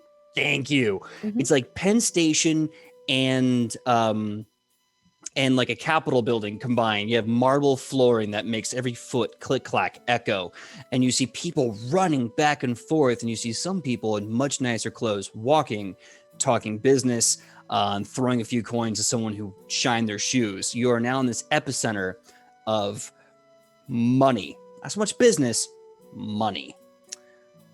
Michael, if you wish to locate a Smythe, give me a perception check, survival check if you want to track them like they're prey. Choice is yours. Ah, yes. I think we're gonna go with perception. I see a trail of white powder. Can I aid with a survival check? Does that work? Oh, If I'm not you using both- survival. I'm using perception. Word. Yeah, my survival is naked. Where's my perception? I can aid on perception. I can aid on perception. Cool. Well, I got 23. So Okay. 29 to aid. 25 to aid. Okay. 17 to aid. 17 to 8. Okay. I just want to make sure, Thomas, did you roll perception to aid? I can. I have a plus Yeah. 12. I should. Sure. 27. Okay, great. Michael, you got a +4 to aid, so that's a 27, I believe. As you're all looking around, Michael, you kind of stare down. Your character stares down this one person that's just got a bunch of loose leaf paper in a folder, and they're talking to someone else with a folder, and they look at you, and they look at you, and they recognize you. And all of you can see that this person's about to book it. Like, their entire body language is suggesting they're about to run down the hallway. I think Benny it's cookie locks time. eye contact and does that, oh god, annoying thing that I hate when people do. They go, hey, you, I see, and does that, snap finger. Snaps You, at him. Here, now, here. Don't Like run a away. Dog? Like, oh my god. See you. Give, Benny sees you. give me your choice, diplomacy or intimidation. Oh, I'm going intimidation. This I can also aid with. Yeah, I was gonna say that's. Yeah. Yep. Give me an intimidation aid. Roll intimidation to aid, Ben. I'm gonna too. 'Cause Hell I'm- yeah. I am not trained in intimidation, believe it or not. That's a 25 to aid. That's a 29. Damn. 18 to aid. Okay. What was your roll there, Michael? 27. Okay, so with a total of 31 and 3 basically Robo Morticia Death Adams over here, like the Bad Street Barney and Dwarf, Big D Dwarf just stacked up behind you. They all mean mug, and this Smythe guy is just like, I think Paul just waves. he kind of shuffles over. You even see like a badge that says, "Hi, my name is Jeffrey Smythe." And he looks at you all and he goes, "Hello, how can I help you? Welcome to the Cortos Consortium, where all your needs are always present. How can I help you?" Well, I doubt you could help us, but you could try your best here. We're looking for somebody to help us get down to the underwear, Underdog. docks. Yeah. Tell whoever's in charge here that Benny Rage of House Ragenbach is here, and he needs some help. Also, the goblin. The goblin was a thing. Oh, The gob- yes, we're With looking a for a goblin. goblin named Hush, and I slip a cookie to this terrified individual. So now I have 21 cookies. Okay, 21 Good cookies. Benny's gonna Lucretia, look over at give Paul me and go, "Need the a help." Lucretia, give me a perception check. You betcha. And Okay. a cookie bonus will be applied stealthily. It's 24. 20. We're Okay. rolling great. I can't wait for I like rolled a potential. 17. Combat's gonna be bad. Yeah, Combat's gonna be Oh, bad. yeah, we're gonna all die. We're dead. Oh yeah, most Yeah. definitely. I can see it now. You're gonna be fighting whatever big boss you choose, and you're gonna be like cookies. And so Sometimes enemy cookie is cannon. cookie. sometimes. So you Humans hand the. don't get cookies. So there's a demon who's like, but I want a cookie. Anyway, so you give a cookie to Jeff Smythe. And Lucretia, you can see the minute you guys talk about Hush, Jeff's eyes go wide in shock. There is a sense that is not something anyone outside the consortium is supposed to know about. Mhm. This is an oopsie daisy, and Jeff's having a panic attack. He continues to munch the cookie. You can tell he's searching for an obvious lie. And he goes, Hush, is that like a type of lozenge for the throat? You know, we do sell lozenges. We sell many things from all over the world in the consortium. Can I- Try to lie to us. We know of this person. You will tell. And she's going to try to intimidate by showing a little bit of fang. And while Okay. Lucretia does that, I just want to move around behind him so he can't run. All right. Can I aid Lakeisha? I rolled a nat 20. My intimidation's plus 13. Yes. 30 Never mind. freaking 3. We are rolling so well until we fight. That guy's gonna need to get new I pants. can't wait. That's what we're saving up all those hero points for. Is the That's what we're fight. saving on the cookies for. Yeah. Yeah. Because Cookies here's the and thing, hero like, points. I will give you the cookies for anything that's just narration and skill checks. If a fight breaks out, I'm not going to have you cookie your way out of. Well, who knows? Maybe I'll be nice. We'll see what happens. I grab my either handful of way. cookies. Turns out that the final demon's a cookie monster. I'm just like, ah. It's literally the C Cookie is Monster. for a cookie. Is it too late to roll those stats? Yeah, it's too late to roll those stats. Thomas, I'm gonna say, do you have? Give me a stealth check as you basically flank this guy. Okay, I'm not very stealthy. We'll see what I can do. Let's go, sneaky dwarf. 15. 15. All right. So you're behind this guy. He kind of sees you for a second, but then he comes back. He sees the fang, and he freezes. He does not see that you've completely eclipsed him and you're flanking him. He's looking at Lucretia and her fang, and he just kind of starts a bubbling mess.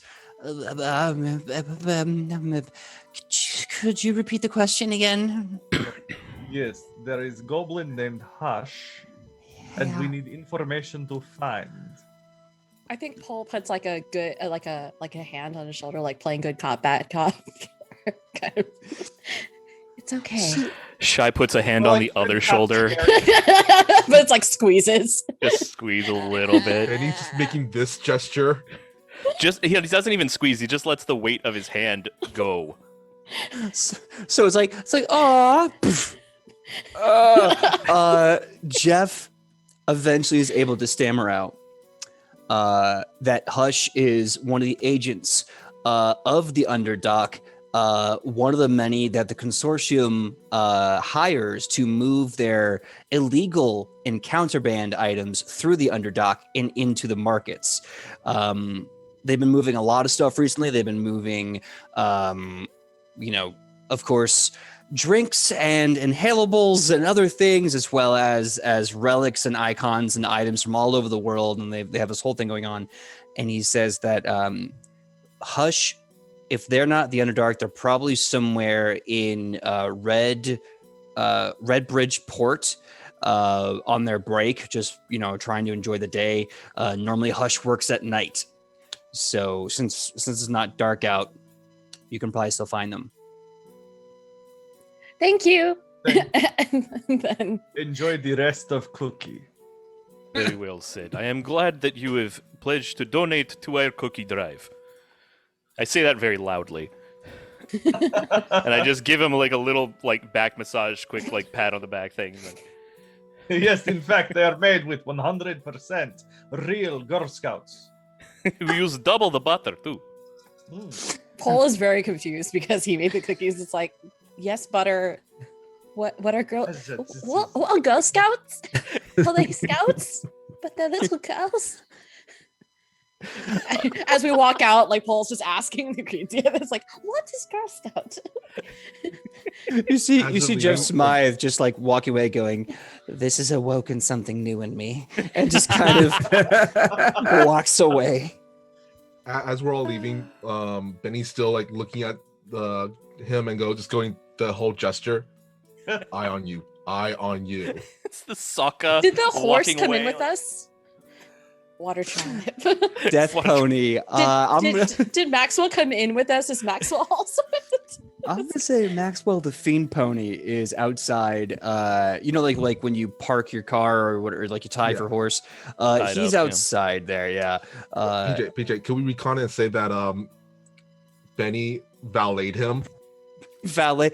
Yeah, I'll say that you tried to valet Maxwell the Fiend Pony, and not a single valet in all of Diabel tried to even do that. They all looked at you like, what? Sorry, I have this other pony I have to put away. Ponies. And they just run away from you really fast.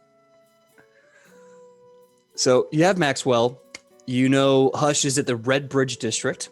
Now, the general thing about Diablo, there's a lot of different places. There's the Snout, the Bristles, you already been to the Tail. Those are different districts. The Tail is just a bar. There's a bunch of different places of interest, as well as Piccapelli Market and the Red Bridge Port. Where do you want to go next? I think the Red Bridge port, yeah? Yeah, Red Ridge Port. That's where Hush Hush is supposed to be hanging out. Lady Snuffles. Oh, Hi, I'm not kitty. the only one with a Lady cat. Snuffles, no. Oh my god. So, skip ahead. You get to the Red Port, the Red Bridge Port.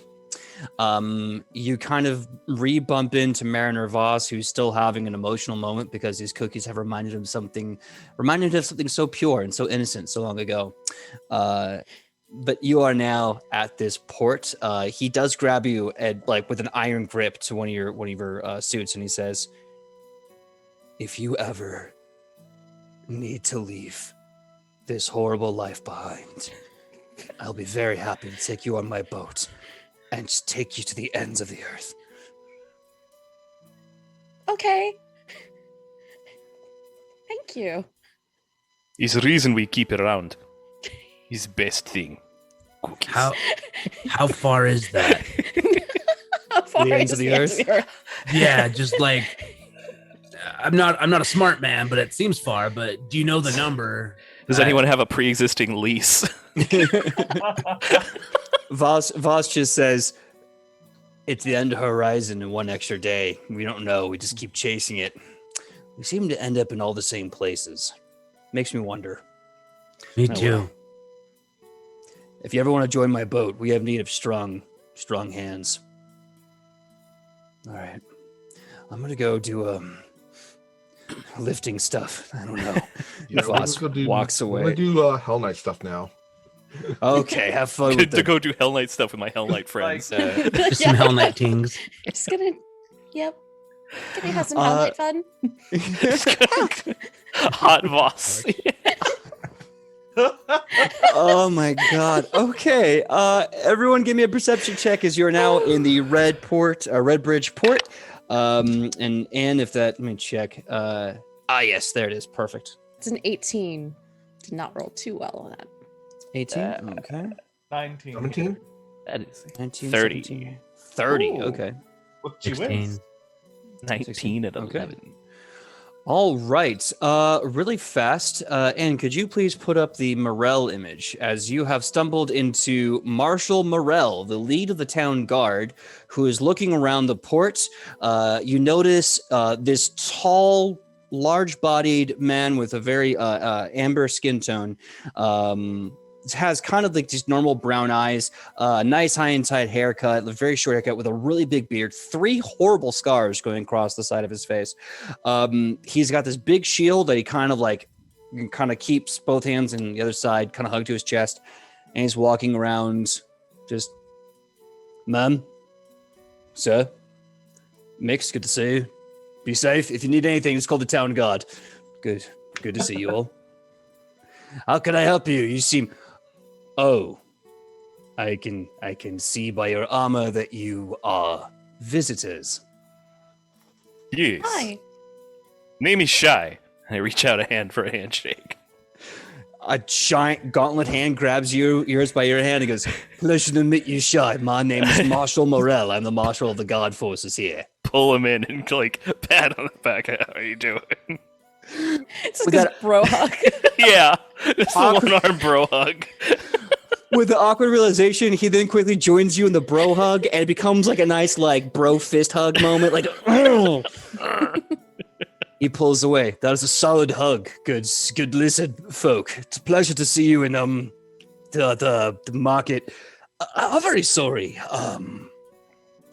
What can I do to assist some Hell Knights?" Well, we're looking for a friend, or maybe a future friend. We've been told they work around here and have a break. I have been, sorry, out of character, I have been putting this cat down like 12 times. Like she just keeps jumping. I'm like, nope. 13. You look for Goblin, looks like the Goblin has found you. Yes. But yes, Paul says, well, yes, we're looking for, a potential friend.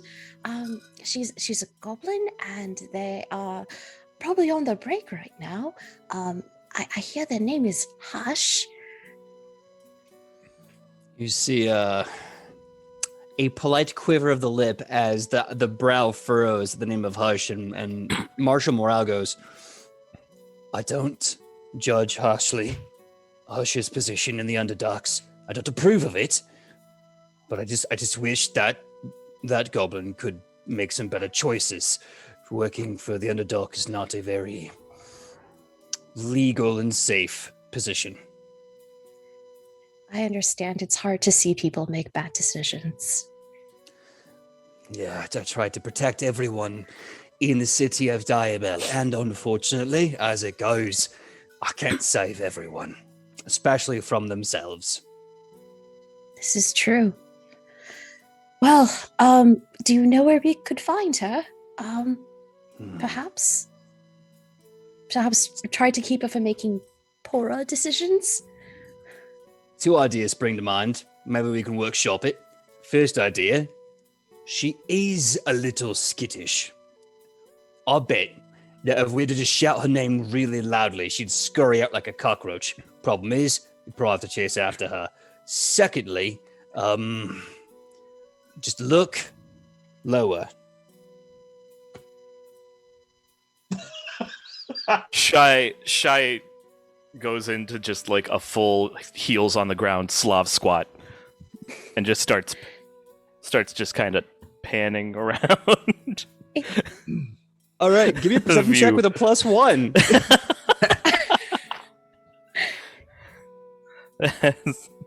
Can I aid? If you join in said Slav squat, I will allow. join in the Slav squat for sure. What if Actually, we're I 4 just feet realized- tall? I just realized I have cooperative nature as a feat, and so I should be adding 4 to my checks to aid.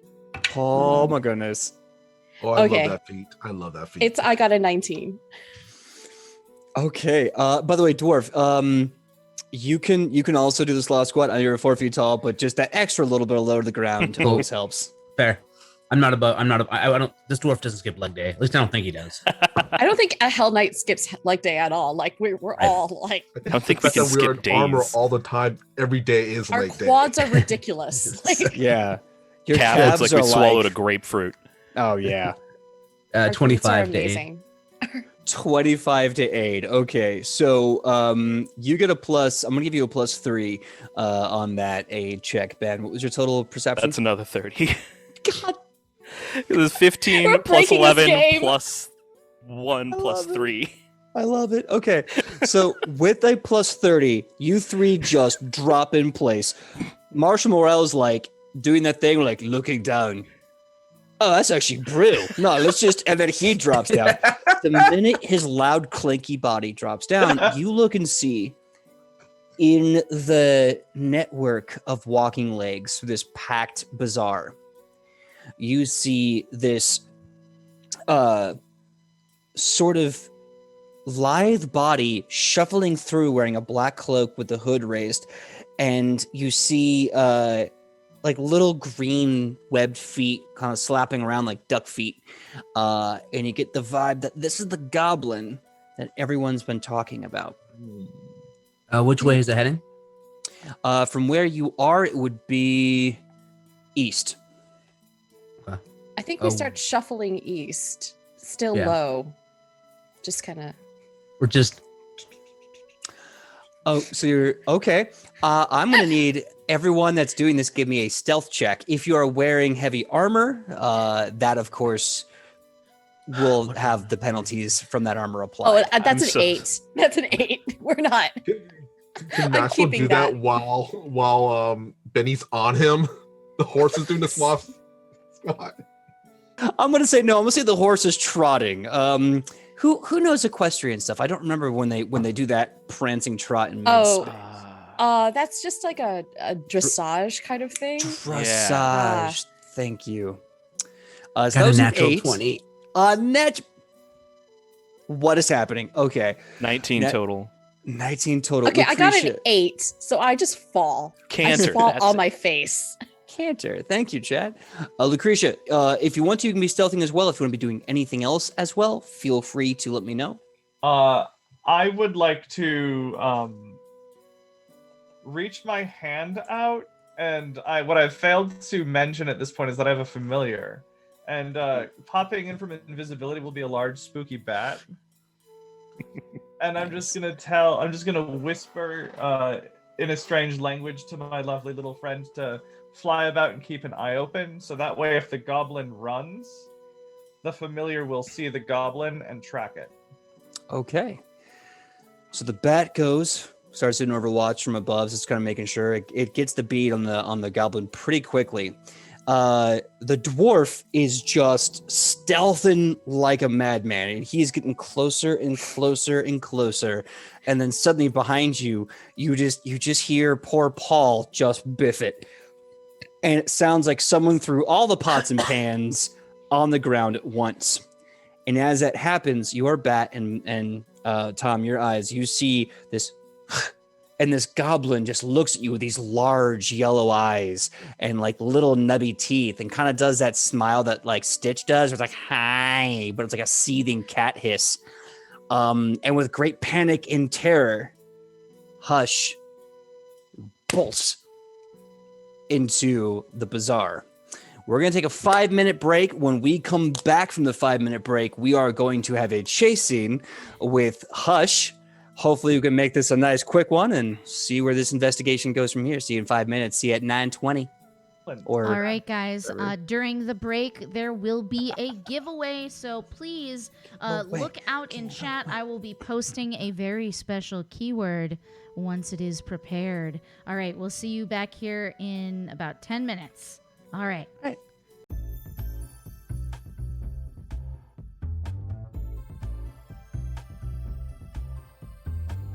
Welcome to Jasper's Game Week on Hearthsinger Games. I'm your host, Anne Richmond, aka Hearthsinger, the head bard in charge round these parts, and my Twitch and YouTube channels provide weekly TTRPG content with advice, news, and actual plays. You might also know me from the Lost Mountain Saga podcast, my work with the Glass Cannon Network, or the Starfound podcast.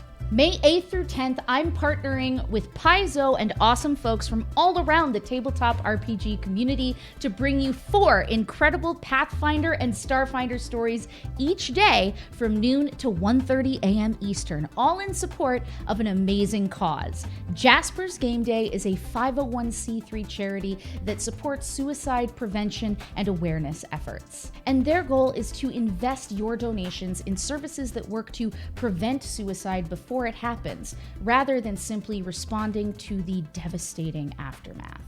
In the past, they have mobilized donations to support the American Association of Suicidology. They've rescued a teen suicide hotline that was going to have to shut its doors. They've donated to Lighthouse for Veterans and a crisis center with a focus on assisting minorities and girls at risk in the DC area.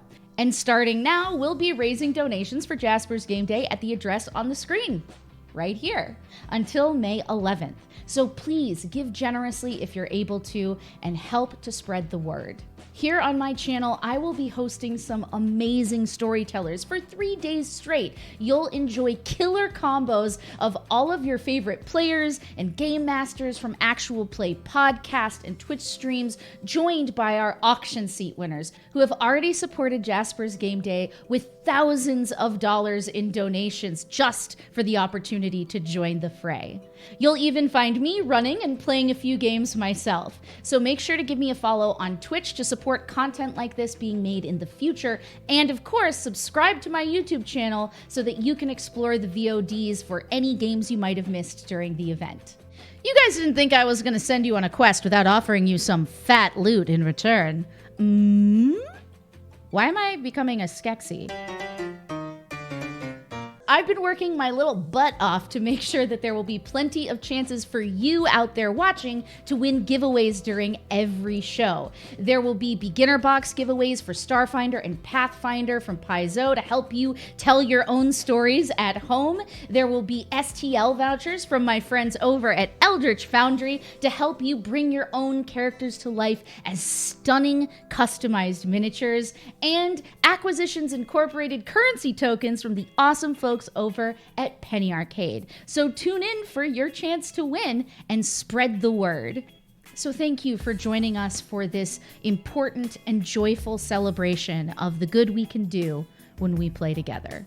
Now get out there and live your quest life. Bye! What's up, baby bards? I'm Ann Richmond, aka Hearthsinger, the head bard in charge around these here parts, and you've made it. You've made it here to Hearthsinger Games. Here on this channel, I make tabletop RPG focused videos and product reviews. I give my tips for running and playing games like Dungeons and Dragons and Starfinder, and of course, I tell a few stories from my own adventures at the table. Like You've Been Crying a Lot is definitely the look for Strahd. And if you stick around long enough, you might hear me burst into song. And don't you dare look away. 'Cause I need you to know I'm gonna go back that arc fay. At last can rest his weary bones. Up where they walk, up where they run, up where they stay all day in the sun, wandering free. Wish I could be part of that world. What would I give? Make that you will hear me burst into song. You might also recognize me from over on Twitch, where I embrace the spirit of adventure. Okay. You know who's not gonna go first? The wizard. Oh God! Terror. The little like thing sticking. Oh my God! There's this lucid right there. Oh God. Oh, where do I go? Where do I go? Where do I go? Oh, God! This is fine. This is fine. This is fine. And aren't you supposed to, like, You know what? and shit?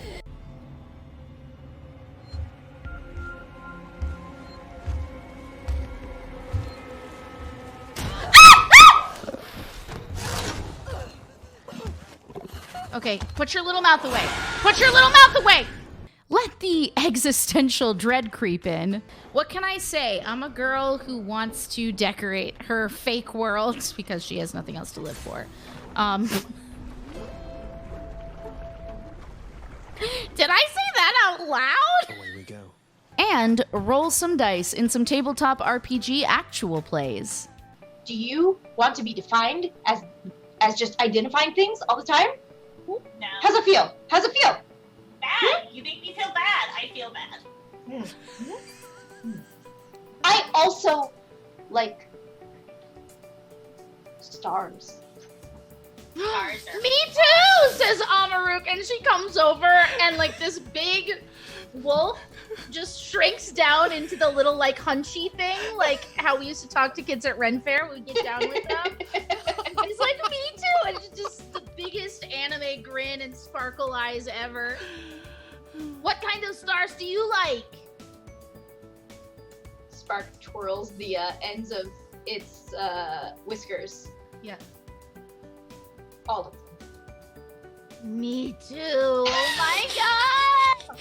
All in all, I spend my whole life trying to make a boatload of riveting content for you out there, the baby bards. So if any of that sounds up your alley, subscribe to my channel for weekly videos and new adventures beyond every horizon. Welcome to Hearthsinger Games, where I live my quest life.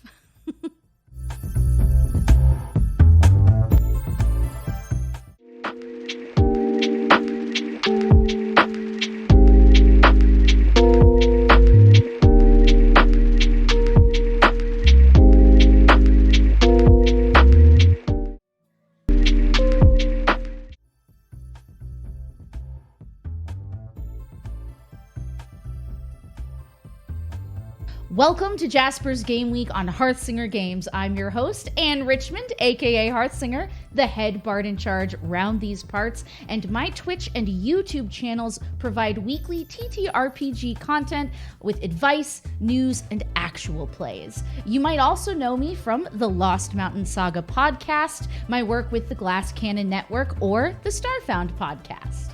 May 8th through 10th, I'm partnering with Paizo and awesome folks from all around the tabletop RPG community to bring you 4 incredible Pathfinder and Starfinder stories each day from noon to 1:30 a.m. Eastern, all in support of an amazing cause. Jasper's Game Day is a 501c3 charity that supports suicide prevention and awareness efforts. And their goal is to invest your donations in services that work to prevent suicide before it happens, rather than simply responding to the devastating aftermath. In the past, they have mobilized donations to support the American Association of Suicidology. They've rescued a teen suicide hotline that was going to have to shut its doors. They've donated to Lighthouse for Veterans and a crisis center with a focus on assisting minorities and girls at risk in the DC area. And starting now, we'll be raising donations for Jasper's Game Day at the address on the screen right here until May 11th. So please give generously if you're able to and help to spread the word. Here on my channel, I will be hosting some amazing storytellers for 3 days straight. You'll enjoy killer combos of all of your favorite players and game masters from actual play podcast and Twitch streams, joined by our auction seat winners who have already supported Jasper's Game Day with thousands of dollars in donations just for the opportunity to join the fray. You'll even find me running and playing a few games myself. So make sure to give me a follow on Twitch to support content like this being made in the future. And of course, subscribe to my YouTube channel so that you can explore the VODs for any games you might have missed during the event. You guys didn't think I was going to send you on a quest without offering you some fat loot in return. Why am I becoming a Skeksis? I've been working my little butt off to make sure that there will be plenty of chances for you out there watching to win giveaways during every show. There will be beginner box giveaways for Starfinder and Pathfinder from Paizo to help you tell your own stories at home. There will be STL vouchers from my friends over at Eldritch Foundry to help you bring your own characters to life as stunning customized miniatures, and Acquisitions Incorporated currency tokens from the awesome folks over at Penny Arcade. So tune in for your chance to win and spread the word. So thank you for joining us for this important and joyful celebration of the good we can do when we play together. Now get out there and live your quest life. Bye!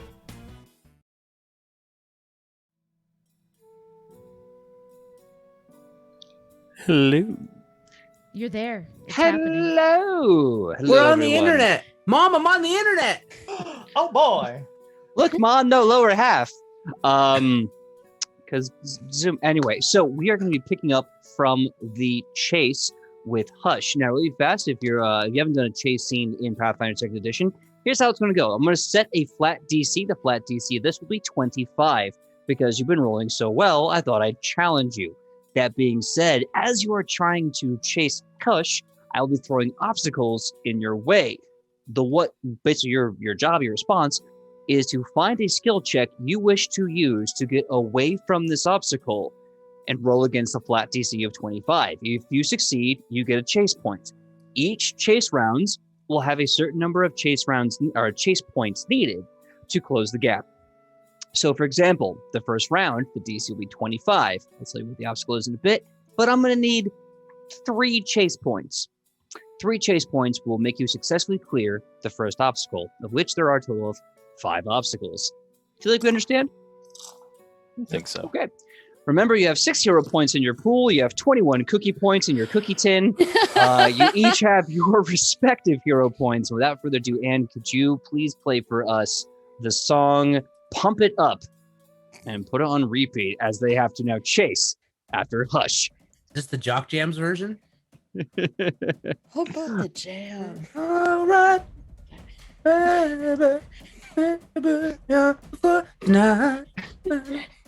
So As you guys are looking at Hush, and Hush sees you and kind of hisses at you and starts booking it, Morel sees that, looks, gets out a whistle, and starts blowing the whistle. A bunch of guards start breaking out onto the bazaar and start chasing behind you. The very first obstacle you have to break through is a densely populated part of the market, as there's just a sea of people rubbing shoulder to shoulder. You now have to give me a check to break through this crowd. You can use acrobatics to squeeze through, athletics to bull charge. Use your creativity, but let me know. I'm gonna go athletics. I'm gonna go athletics. Yep. I have a -2 to acrobatics. My acrobatics is only one worse than my athletics. But Can I lobby for intimidation Absolutely. to shout at people to get them out of the way, and use my imposing Yes, Goth. figure to spook them. Go Goth Yes. Mom. that was literally one of my jobs working Ren Fair, was to stand in front of all the people who are coming back or going to the start of the parade route and marching in front of them, just screaming "make a hole" as loud and long as possible. Very, very nice. So for the first part of the tense market, we have Goth Mom with that intimidation check. What is it? I got a 24. One shy. Anyone else? What do we got? That So- is. Let me roll for Could I maybe use a hero point? Yes, absolutely. I would love to. Oh, I only got an 18. Okay. Oh, that Acro- on the other hand is a 30. That's why I set the high DC, because y'all thick with them rolls. That's one. That is one chase point. I It's need like 3. Moses parting the way. Dolan just like head down, kicks off running, just like a bull through the crowd. He's not smart, but he's aggressive. My athletics is a +13, so 12 plus 13, 25. 13 On the plus dot. 12, that's a 25 on the dot too. For Perfect. acrobatics. Nice. I want to And run up Michael. behind him and just vault off of him over people. Oh yeah, really cool. I love it. Michael, what was your check? Yeah. Actually, what Benny's gonna do is since he's on Maxwell, he knows he's not gonna be able to go through the crowd well. So he's gonna try to take one of the side streets and try to sprint ahead to cut off Hush down the line. Give me an acrobatics check for that, or no, give me a handle animal as you're trying to guide. Oh gosh, I'm blanking on his name already. Maximilian, give me a wisdom check. D20 plus wisdom in training. I cannot remember the name of the check. My GM screen is packed up, so I'll have to get it later. Nature? Might be. I think it is nature. Yeah, nature to handle animal. That sounds right. Let's go with that.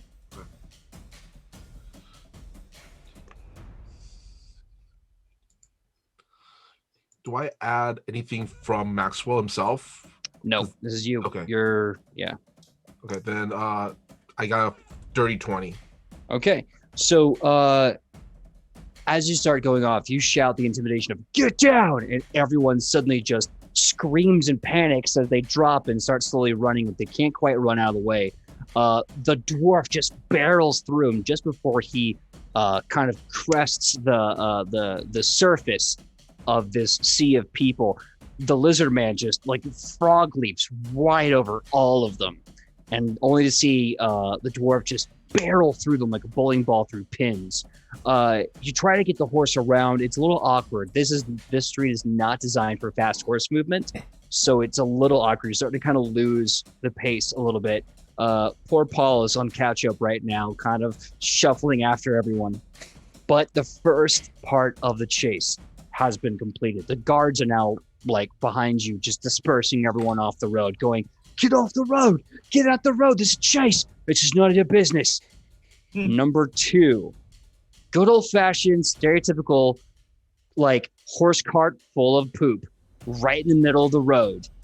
You're running, and you just see Hush looks at it, looks at you guys, and just kind of slides underneath it, all like Marty McFly like. Same DC 25. I need another 3 victory points to get over this hurdle, or else you're going to start losing a little bit of distance. Any skill check you can argue. I was wondering, since I'm still on the side streets, would I be able to use the warhorse's gallop action? Since there's a skill check, it would be another nature check to basically like spur them hard. The animal handle check. The nature to animal handle, I should say. Dolan is going to try to use acrobatics to jump over to the cart.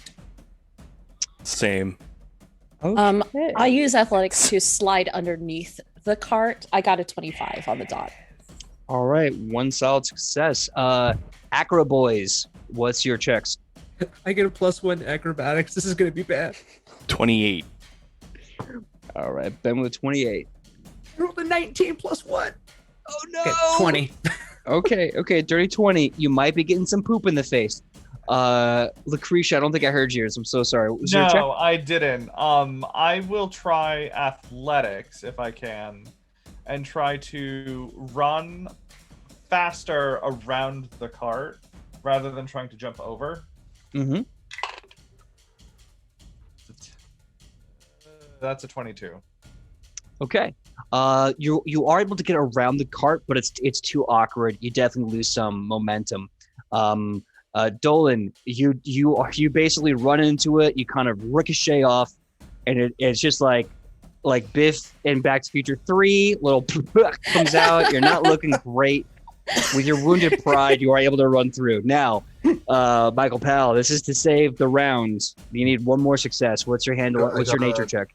I got a 25, and basically gallop would be the horse strides twice, gaining a +10 foot circumstance bonus to speed during these strides. So striding twice would be 100 feet. Yeah. So at this point, it's mostly just a skill check as you're just spurring the horse hard, right? And as you're spurring, you can just see Hush kind of looks and sees you like gaining on her, and then suddenly she decides she has to start getting creative and starts doing some hardcore parkour. She jumps onto one of the top of the booths and then jumps onto the wall and starts just slinging herself across the wall like she's Assassin's Creed. Here's your next obstacle. The fact that she is now 30 feet above you on the wall. How are you gonna... Yeah? I have a climb speed of my speed when raging, so I'm just gonna get mad. I love that. Okay. Walls don't make a difference. So you're gonna pull a Gex the Gecko, just start up that wall. Reference City tonight. Give me an acrobatics check. I'll give you a +1 as you're just using alt momentum.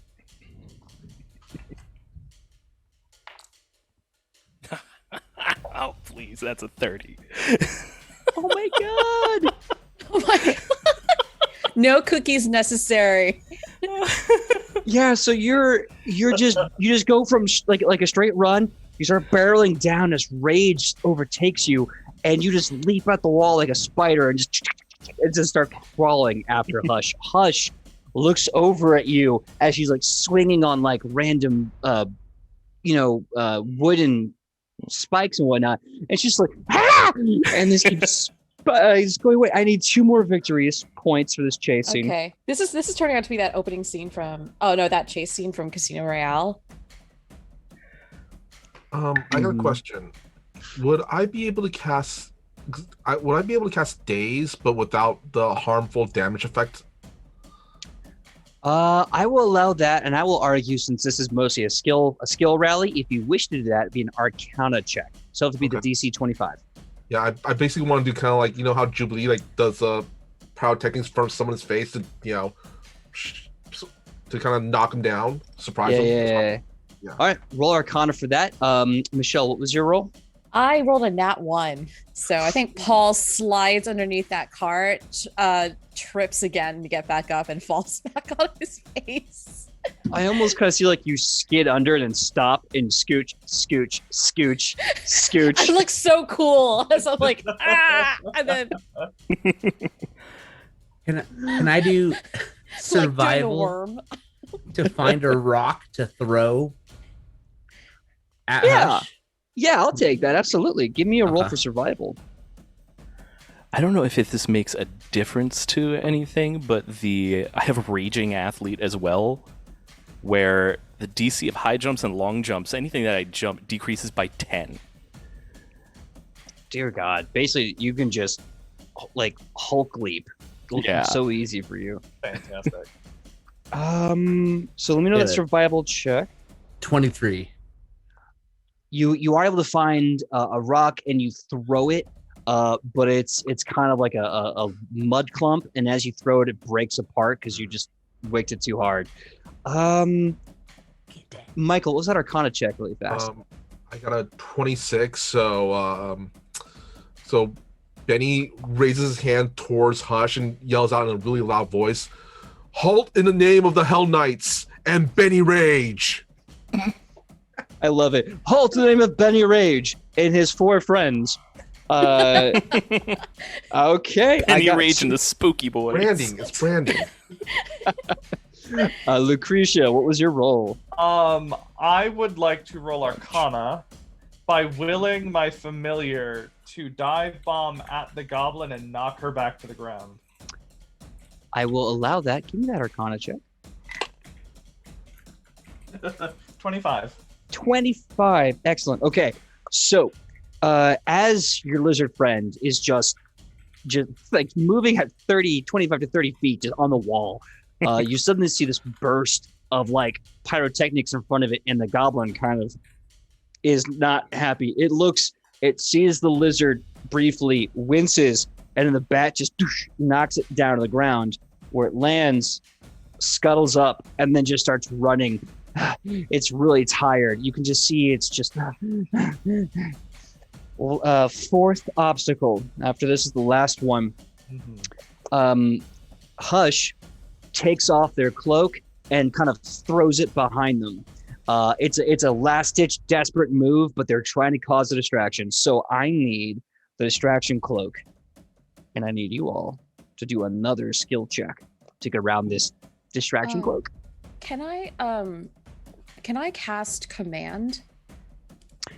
Yes, you can. You can give it to me with, let's see, that's a divine spell with a religion check. Oh, that's great.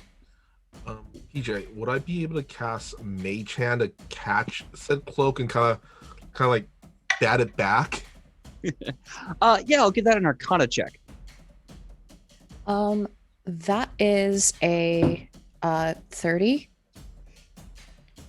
Okay. All right. I command Hush to stop. Excellent. I will get there in just a second. I want to get the other rolls, but we'll definitely go with that. Got a 25. Okay. Ben, I saw a laugh. What was that for? 31. Oh boy. Do I still have any pluses right now? Depends. What are you doing? I want to use athletics to just jump off the wall through the cloak and just rend it in front of me with claws. Yeah, I want to give you a +1 because you're dive bombing it. So yeah, 32. It's a dead cloak. So as you, That cloak is so dead. stop it! It's already dead. So as you just berserker barrage and rip this thing in half and just Wolverine pierce status. through it. Absolutely, just rip through it. Michael, you do a magic hand. You grab both ends of the cloak and just gently put it down. Meanwhile, I'm gonna do you. You're able to get command off during the run, and you're like, "Stop!" What's the DC to beat? DC is 21. It does not succeed. So, as it's running, you're like, "Stop!" And the goblin just stiff ups. I'm gonna need all of you. This will be the last obstacle as you are running full force at this dead stop goblin who is a quarter of your size.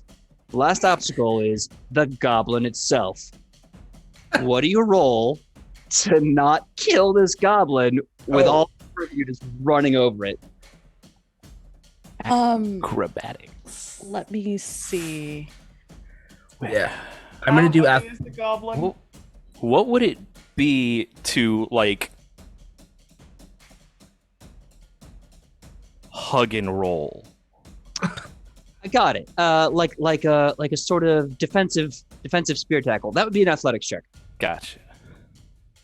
Thank goodness. We'll do intimidation. I do have healing.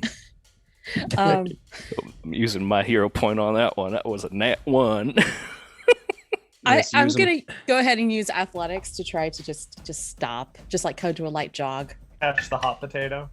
Yeah. Okay. That was a 25. So yeah, I just very lightly jog in my Hell Knight armor.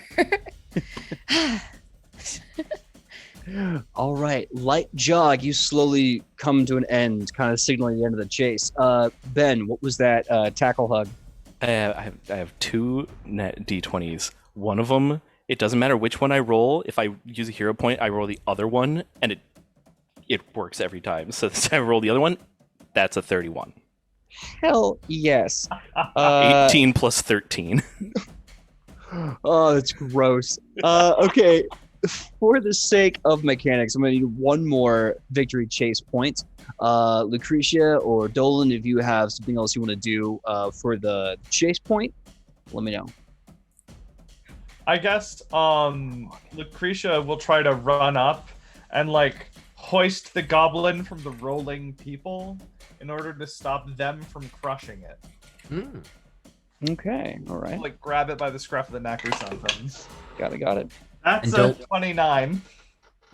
So after Paul the cleric is like stop, and you see the goblin just like immediately dead stop. You all are kind of moving after it.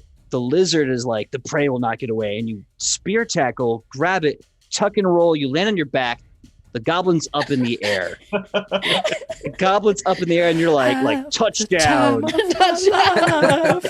And Lucretia just one hands and picks up the thing out of your hands. Just scoops I got it. Just slides over I've got it. the gobble. Congratulations, you have successfully completed the catching sequence or chasing sequence to catch Hush. Hush is now yours to interrogate within the city of Diabel. At this point, is Captain Marcus around? Sorry if I got that wrong. Morel. Morel, thank you. Morel, Marshal. The Marshal Marshal Morel. Morel. Yes. Morel. Our beefy boy. I take out like, do we have? I guess the marshal would have like handcuffs or something, right? Like, I have I manacles. think I did take manacles. I did not take them. manacles. I've got special manacles. Okay, so if you want to put the manacles on Hush, I can lift the spell and then Great. smoosh a cookie in her mouth. I have manacles of persuasion. Oh, So That's even better. just gonna snap those on. I lift the spell, and as soon as Hush opens her mouth, I just stuff a snickerdoodle in, and then I turn around to Marshall World and say, "All right, well, that was exciting. Do you have a room that we could borrow to maybe ask private questions of this lovely citizen?" We have a barrack. If you want to, we can go to the barrack.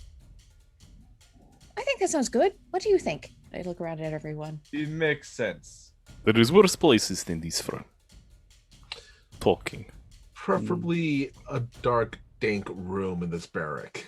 Something goblin flavored, you know. Yeah, something with atmosphere. Right. So the barrack then. Right. Okay. Marshall. Go in. It just smells like socks. It just smells like dirty socks. Yeah.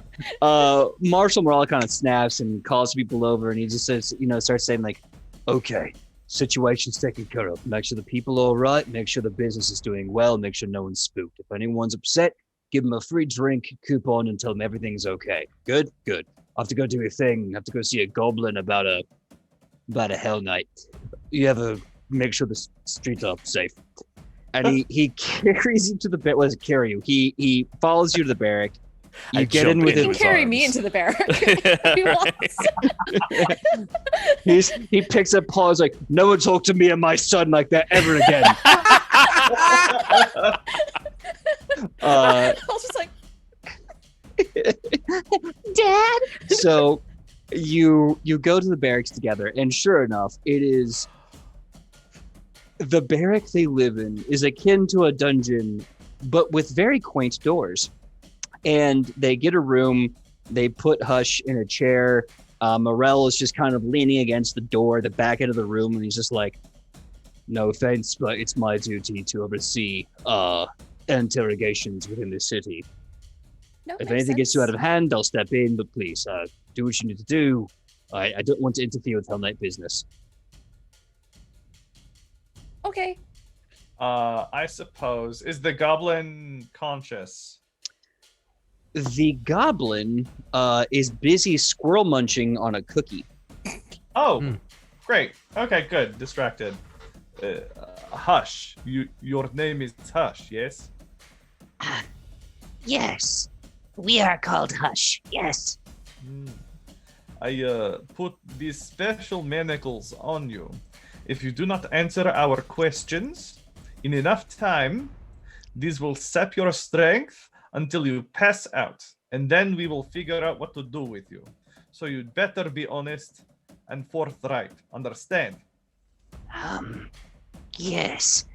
This one, we have no desire to lie. We just need to go to our jobs later.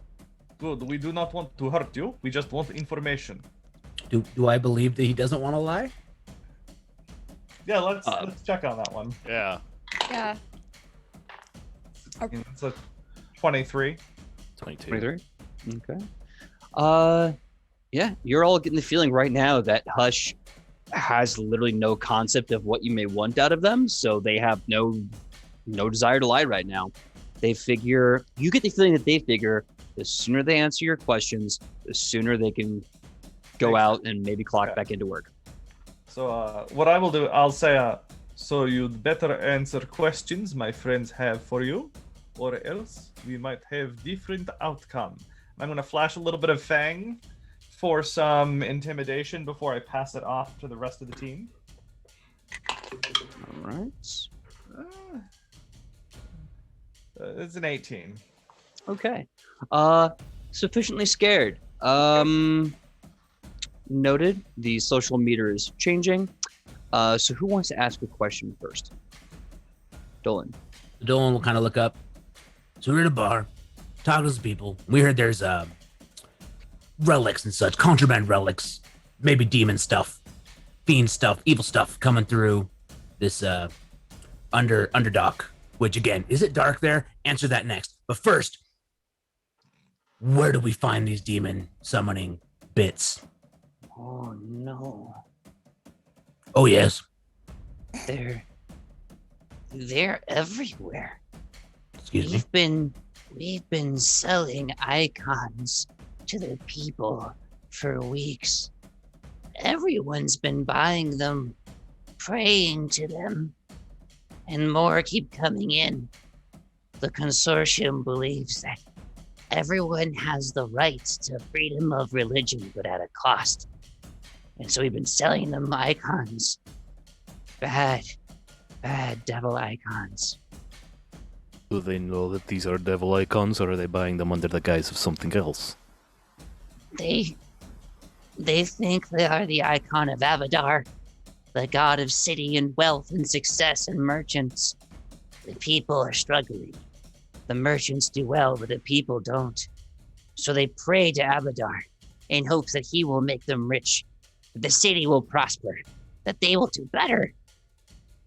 But there's the icons. They're profaned. They secretly have a red trident in them, hidden in the artwork. Can I make a religion check to figure out what this icon might be, especially with the trident emblazoned on it? I'm going to do the same. I think Juicy knows, but... Yeah, hell lore Yeah. seems like something that would help her. That's a 31. That's better than me. All right. That's better than me. 31. You recognize this as a symbol of Mephistopheles, the Prince Lord High Ruling Regent of the 8th floor of Hell, the 8th Hell. This is like the next guy in line to Asmodeus. I drop the cookie in my hand and I say, by Sarene, this is terrible news. They've been praying to the second most evil thing. we've got to destroy them, or at least convince people not to pray to them anymore. Should we? Maybe we can do a campaign where they pray to Saturday instead. With flyers? I don't know, but the more they pray to Mephistopheles, it'll be terrible for the city, and then he will rise and kill people and eat their souls and whatnot. All right. And he's gonna go over to Hush and just kind of bends down to eye level and goes, "So, who are they specifically, and where are their collective asses that we could kick?" Well, the consortium pays and owns most of the gangs in the Underdark. That's where all of these icons are being dropped off and moved into the city. Every major market sells one of these icons. You could literally go anywhere and buy one. They gave them a special name, these icons. I believed they called them sigils. No, it starts with the one that looks like a cookie, half cookie. Letter C. They're called ciboriums. Yes, they're called ciboriums. You guys can make a hell lore or religion lore at the mention of the word ciborium. Religion. Yeah. Ooh. That is a 23 for me, hell lore. Yeah, my hell lore is a 34. My religion is a 28. Okay. I rolled a big 9, so methinks the farmer turned fighter does not know what a ciborium is. At least it's big. Big 9. Big 9, yeah. It was a little bigger than the other letters. Then he's gonna look at Hush and goes, "And who's their leader, their big cheese?" All right. Before we get there, so a Biggest ciborium, the biggest hat. So the ciborium for you guys, your roll. You know that a ciborium is a profaned, if you will, container. It is it comes in different shapes, different sizes, but usually it is a container that stores basically either like a spiritual energy or demon blood or whatever it is. It is definitely a container for a powerful demon summoning. And since everyone in this city has been unknowingly putting their faith, blood, money, whatever into a bunch of ciboriums, you're kind of putting two and two together. This entire city is now a massive resource for any potential demon summoning or devil summoning that anyone could ever want to do. Must burn city to ground. Got it. I turn to Dolan and I hold up my Tupperware of cookies and I say, "What are these? It's like this, but it's full of evil instead of cookies. And there's a lot of them. And if they got enough of them, then they can bring in a big demon. It'd be terrible." Are you telling me cookies can be evil? Is that what you're saying right now to me in this room? There are bad cookies out there, and we need to go and take care of them. We gotta find the baker. Those, we gotta find the baker. Raisin cookies? Ugh. I tell you what, Mr. Rage, we will settle this once the city be burned. Wait, are we burning the city? So this is mostly a profane ciborium, but any ciborium could hold any kind of ritual component. This one is definitely done with Mephistopheles in mind. You all kind of realize though that until there is basically an unholy site or some sort of unholy altar in the ritual, this is just potential energy. It's not kinetic yet, but that's a big yet.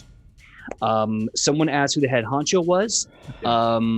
Hush mentions that there is a gang working the Underdark, specifically overseeing the release of these icons, these profaned Mephistopheles icons.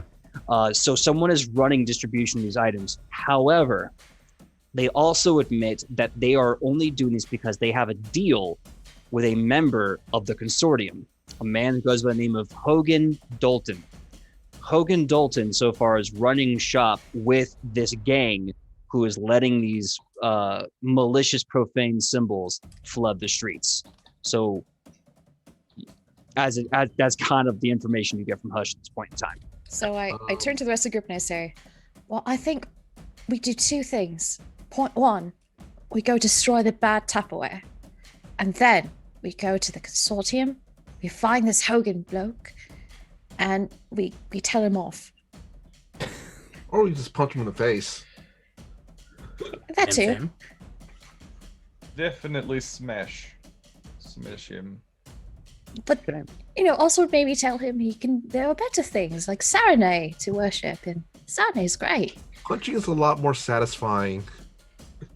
All right, well let's go punch the bad Tupperware first, and then we'll go see if we want more punching later. Right. I'm gonna grab my manacles back before we leave. Okay. You take the manacles back. Hush asks for another cookie. I pick up the cookie on the ground and I give it to her. Same. She's nom. She goes back to it and just kind of, almost like when a child gets a cookie that's too big, it requires two hands, and they're just taking bites out of it. She's having a good time. I pat her on the head. You can see her giant ears just kind of come down a bit as her football head just kind of wrinkles in joy, like cookies and head pads. It's the best. Okay, so now comes the big question. Before you go off to go see Hogan Dalton, because you mentioned that doing that, you also mentioned you wanted to destroy these profane ciboriums, as it were. I don't know if that's tenable at this point. So many of them, you'd literally have to burn the whole city down. And that in and of itself. So it's not all in one place. It would be. It's been sold to everybody in the city. Oh, I thought Can we, before we go, Benny's gonna talk to Morale and suggest, well, if you know of anybody, if you see any of these in anyone's houses, a little smashy would be helpful. Just tell them that these are actually, like, it turns out there's a recall, these are defective, and that if they have, any desire for good health, they should throw them out, they should burn them, because they definitely aren't good for small children, for pets, right, for partners. Or just smash it and blame the cat. Just generally have a recall. Yeah, it's a product recall. Here's what I'm going to want. Since we are going to say, I assume that we're all agreeing that we're going to have the local government take care of this and say that there's been a recall. Yeah. I'm going to put a massive DC of 100. I want each of you to roll a deception check. I will tally your total deception checks. If it equals or goes greater than 100, this plan will be successful, narratively speaking. So, give me those deception checks. Oh my god. Minimum 20 a person. Minimum 20 a person. You have been rolling pretty crazy. Boom! Give me the bonus. Plus 11, so that's 31. 31. Okay, because it's a bonus, so 20. I'll give you a bonus. I'm going to use my hero point. Yeah, you guys have like 6 in the pool, so if you want to start pulling them for this. I use my hero point and not 20. Oh, shit. Thank goodness, because mine's not even a 20. It's 17. I got an 18. 17. Michael, what is the bonus to deception for you? 10. Okay. So not 20. And also, I don't know if this will help, but I do have a talisman called the Mesmerizing Opal that can turn any success into a critical success, but this is already a critical success. So nice. The success. No, that doesn't work that way. Criticalistic success. A crit. So, just out of curiosity, just to confirm, I've taken 2 of the hero pool points away. Because you said my hero points, but I think we kind of ran out of those. So, 2 hero points are down from the pool, leaving 4 left. Dolan rolled 18 plus 3, 21. 21. Okay. So I have 1, 2, 3, 4, 5 rolls. All of you. That means they're all in. My phone is over here because I'm going to do this math quickly. Let's see here. So with the bonus, Lucretia, for that critical, that's a 35 total from you, plus the 17, plus the 18, plus the 21, and plus the other crit, which... So the DC to beat was 100. You 5 scored 125 total. Excellent. Product recall. Spin up the fantasy auto dialers. It's time to notify the people. Yep. As you are better than Toyota. So you tell bikes. Those Peloton bikes. Yeah. So you tell Marshal Morel, like, this is the plan. This is what you're going to tell your government. And Marshal Morel goes, I don't know if I could do that. You get a feeling that the Hall of the Terriarch, where he's about to go, and the Lord, I believe, Lord Arson, currently a massive pushover. And if there's ever any need to re-endorse this law, the fact that the Hell Knights told him is gonna just sweep by, no problem.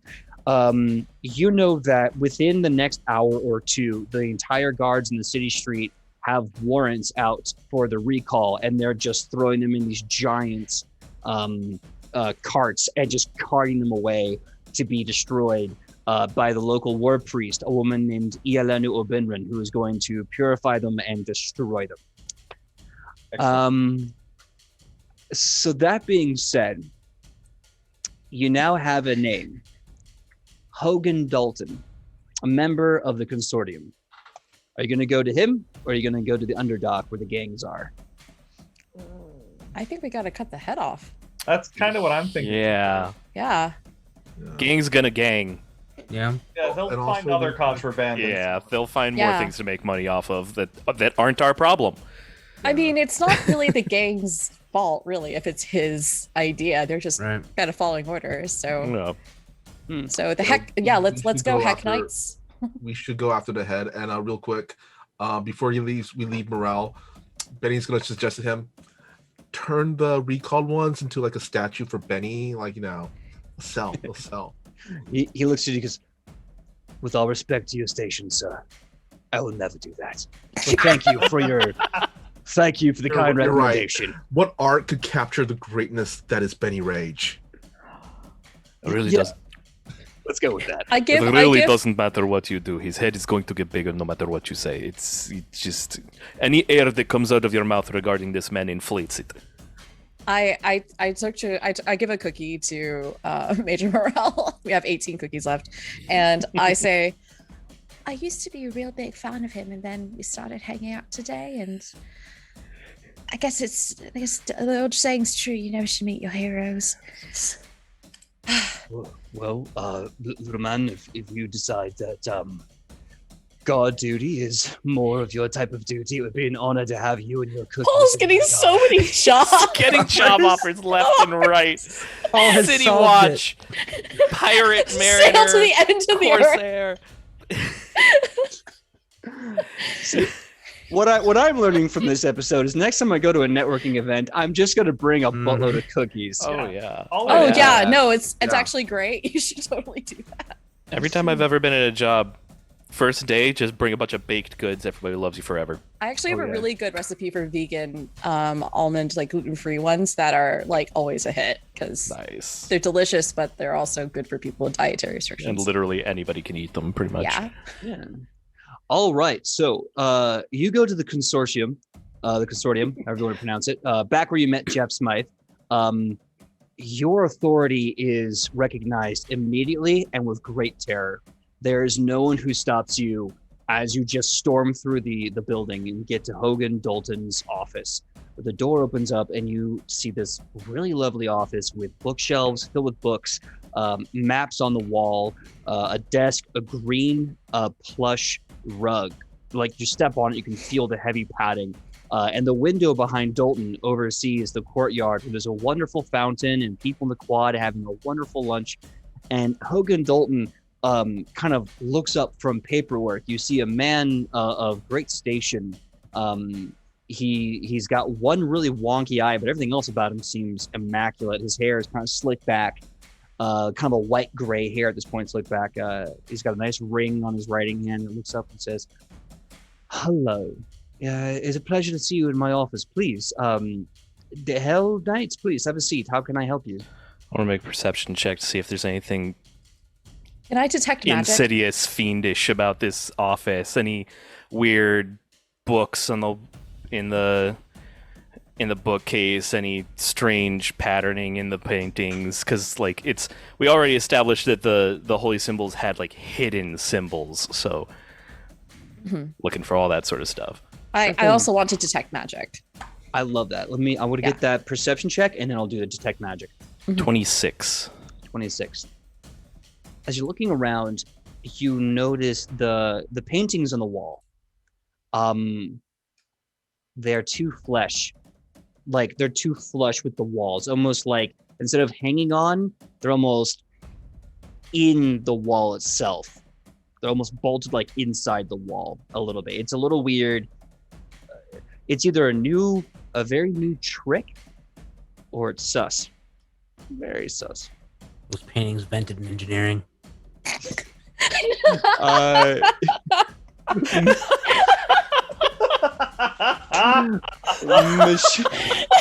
Sorry, couldn't keep it in. Oh my god. Oh god. Voting paintings out. Vote paintings out. So, Michelle, you detect magic just kind of in the general area of the spell, or like at something specific? Just in the general area. Like I want to hit up the whole office if I can. Sure. This room. What's up with it? Give me a fortitude save. Well, oh no! Don't freeze on me. Thank you. Okay. I'm sorry, I lied. Willpower save. Give me a willpower save. That's a 28. 28. You cast detect magic in the room. Suddenly, your mind becomes open to something different. You look. It's like you're staring into a night sky. In a spring night, just stars infinitely outward, the pitch black of night moving in all directions. But unlike the night where you see the moon, you see a multitude of planets just zipping by you. And as you do, the absolute infinity of it all becomes oppressive, and almost like a sweater pulled over your nose and mouth begins to choke your mind. And then suddenly you just shake out of it. That overwhelming, overstimulated rush of infinity. This room is not only magic, this room is a cult. Deep occult. I look at Paul. Do I notice him kind of freak out a little bit? I think so. Like Paul is not good at deception. Also there is a verbal and somatic aspect to detect magic, so I did a thing. We haven't really said anything to this guy since we came in, right? I don't really intend to. Okay. Benny's gonna kind of strut up over to the guy and goes, well, we're here to offer you a choice. We could either, you could either repent and, do all that stuff, or we're gonna punch you in the face. While I do abhor violence, I believe I still have the right to ask questions. And maybe I don't, but I'll ask them anyway. Why exactly am I being accosted in my office? You have made bad Tupperware, and also is there I think that's like while like Paul is like recovering and it's just like muttering and like holds on to Donald nearby. He looks to you and with a laugh, he goes, I'm sorry, are you with the Pathfinder Society's Passable Bureau organization? Because I have not seen any paperwork of the PBPBC. Is there paper and pen on his desk? Yes, there's a quill and a parchment and a few, tchotchkes and his nameplate. All right, I'm just gonna slide over and lean down over the desk and grab a quill, and then just draw a trident on a piece of paper and just slide. Okay. Give me an intimidation check. Mm-hmm. I'm gonna aid this. Yeah, me as well. 17 plus 13,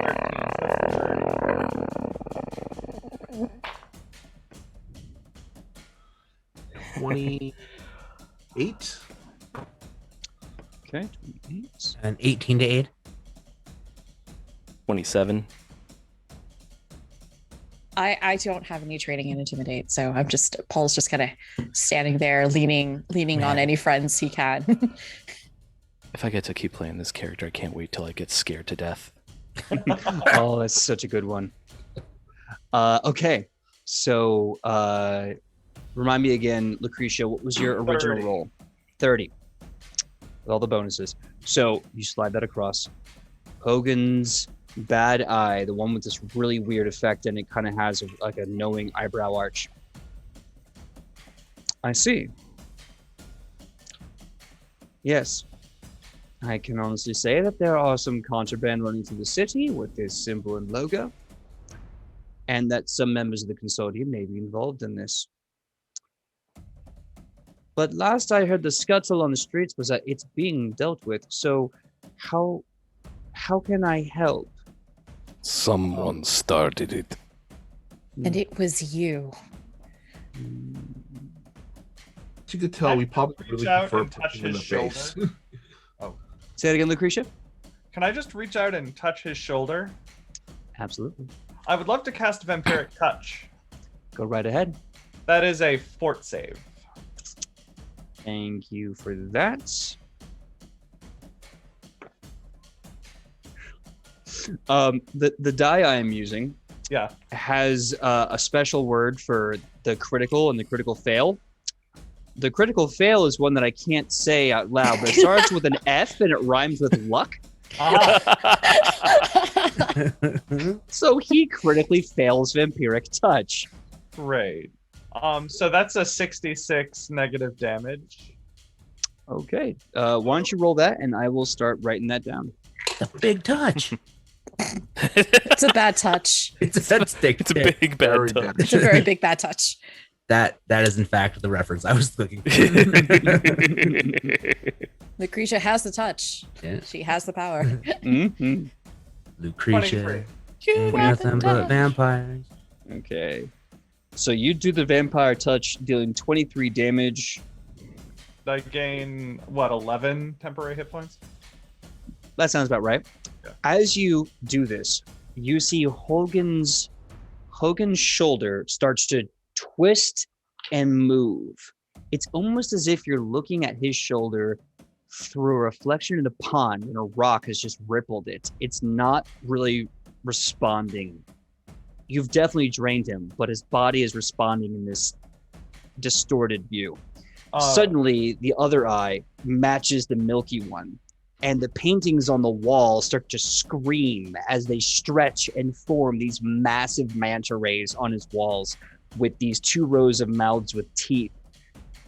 And he starts to slowly rise, and as he does, one head is looking at the group. A second head breaks out and looks at Lucretia as 4 arms start breaking and splaying from his form. The entire room around him bends like a funhouse mirror as he says, "Yes, I am the one who brought those here at the behest of Mephistopheles himself. But I am no fiend, fools. I am something beyond. Thank you for stepping into my office. It will be the last time you're ever seen alive again." Roll initiative as you're now fighting Hogan Dalton, the amalgamite from another dimension. Okay. Then he yells out, "Quick, someone We punch can him in kill the him. face!" Yes, he's not human. We can kill him. Okay, great. He's not immortal. Okay. Regardless, punch him in the face! Wolfman's got nards. That is a 32. Okay, 32. Let me get these initiatives. So a 32 for Paul. I like that. For the uninitiated, how does initiative work in? Is it just a dex check? No, what you're gonna be doing is you're gonna roll in your perception. That's a critical for Ben. Awesome. You're yeah. gonna be basically you're gonna be rolling your perception. And that perception check will be your initiative. If you were say stealthing on someone and fight started, your stealth check would be your initiative. Gotcha. Thank you. No problem. Oh, nice. Okay, cool. Dolan got a 30. 18 plus 12. Nice. Michael, I don't think I heard. Yeah. What was yours? Michael, what was yours? Mine? Oh, I said 25. 25, thank you. Sorry, I probably didn't hear it at the time. Lucretia, what was yours? 24. 24. Okay. And we get Hogan Dalton really fast. There we go. Okay. Okay, excellent. And now before combat gets started, Anne, could you be so kind and play Team Up on repeat, as now we have the boss fight with Hogan Dalton in his office. First up, we have, of course, Ben with that crit, and we'll go from there. So Hogan Dalton has shown himself as this amalgamate creature. What do you do? I am going to just straight up go for the throat. I'm going to go for I'm going to just barrel up into him and try for a grapple. So that's 2 actions, right?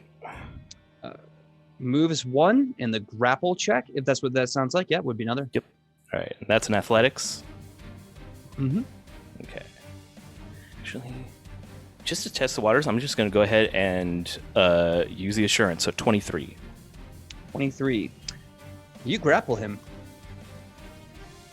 Yeah, you grapple him, no problem. And bite. Okay. Go ahead and do the bite. I believe he's considered flat-footed from that grapple, so unless it's an automatic action, you can just roll to hit against his flat-footed penalty. Plus 14, so that's 28. 2 points shy of a dirty crit. That will hit, though. And let's see. Damage is 2d8 plus 4.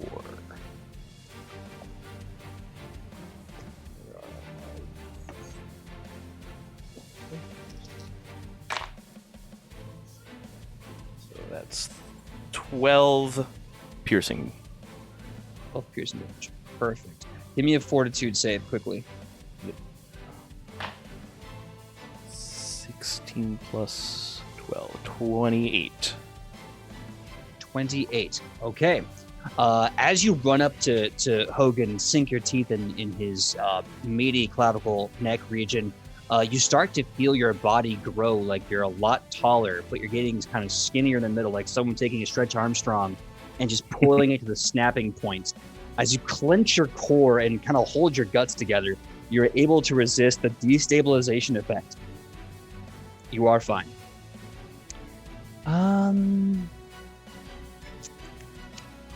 And then all of a sudden, poof, you switch places. The amalgamite is now on the opposite end of the desk where you were biting him. You're still kind of biting him, but now you're in his chair. You're on basically difficult terrain because it was sudden. So on your next turn, you have to deal with that. Grappling? He is, but he's got a bonus to break out because of the difficult terrain. Okay. Next up, don't worry, you probably won't live that long. Next up is Paul. Paul, you sweet little bean, what are you gonna do?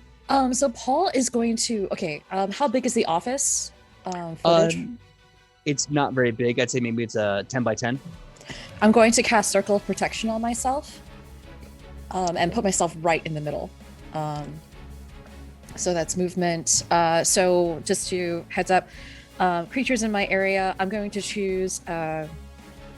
I'm going to have the shield be against any one of the.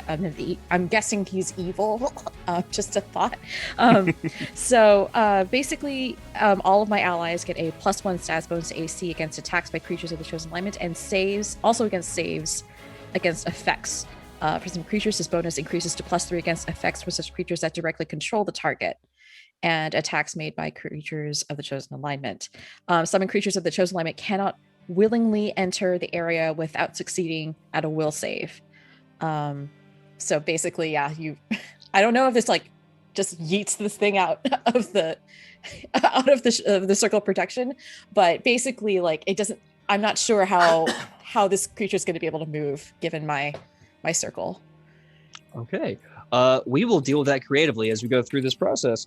Awesome. So the circle is up. Yeah, it's like this burst of sunlight and the smell of really good vanilla. Oh. Okay. By the way, I forgot to mention, Ben, in the displacement, the switcheroo you guys did, you take 6 damage. Of any specific type? It is just half the damage you dealt to him. Gotcha. Next up, Dolan.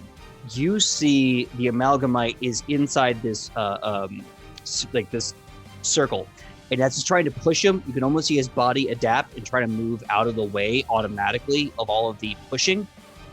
But it's probably gonna get overwhelmed a bit. What do you want to do? So, this is a mechanical question because I haven't done this before, but I have an attack with a power attack. But it says that it counts as 2 attacks on calculating my multiple attack. What is that? What is that? Sure. So in Pathfinder 2nd Edition, anyone can multi-attack at any time, so long as they have the actions for it. If you do not have an, I can't remember if it's finesse or an agile weapon, it makes the penalty -4. If you don't have that, the penalty is -5. So you're basically rolling twice, and then the next attack would be at a -5. Gotcha. Okay, so in the case of this would count as 2 attacks, so I would just roll this at a -5. But then if I hit, I get big damage, right?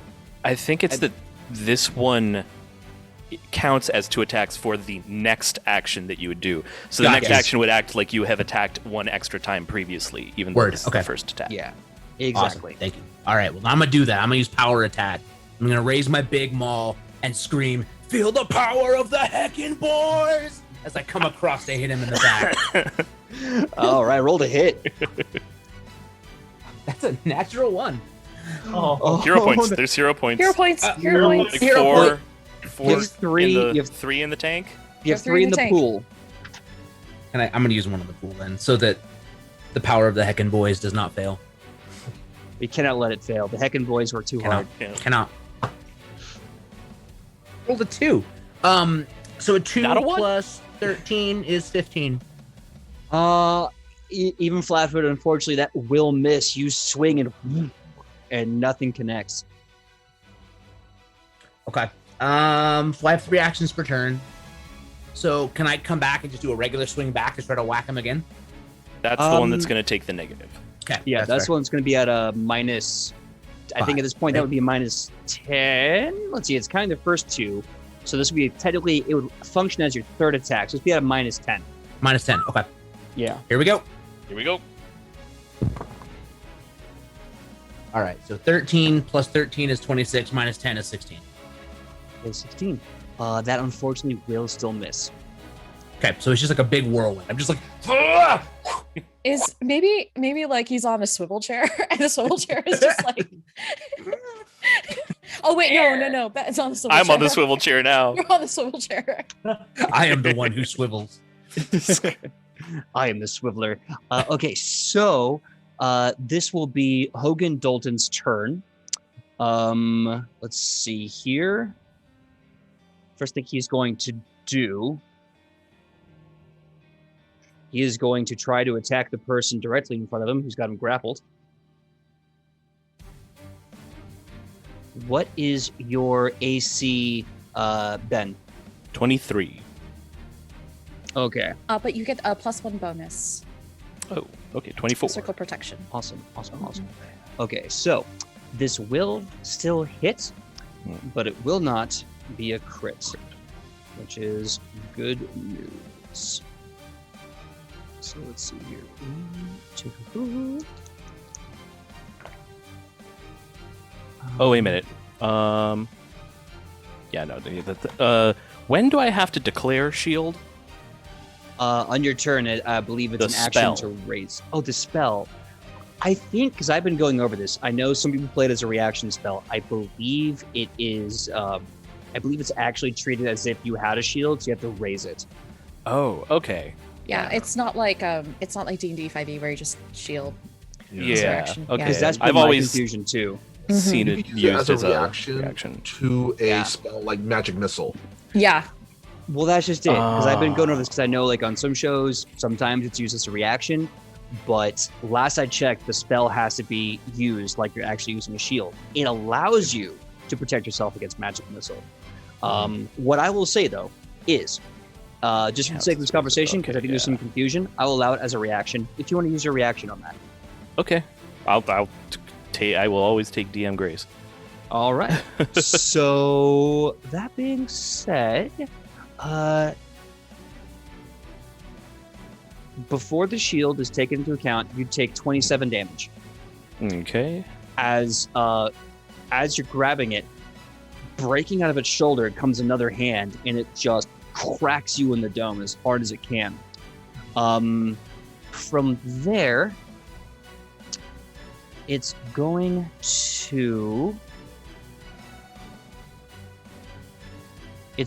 to attempt to. It's going to attempt to do something else. Actually, let's just beat you one more time. Nope, it's going to miss. Okay, it's going to miss, and then it's going to attempt to slip out with an escape check.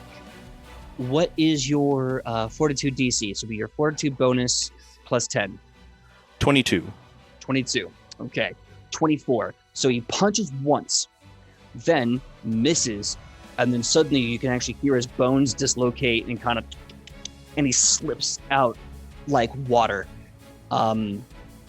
And with that, that's the end of his turn. Next up is Michael. All right, Benny Rage, what you got for me? Yeah. Real quick. So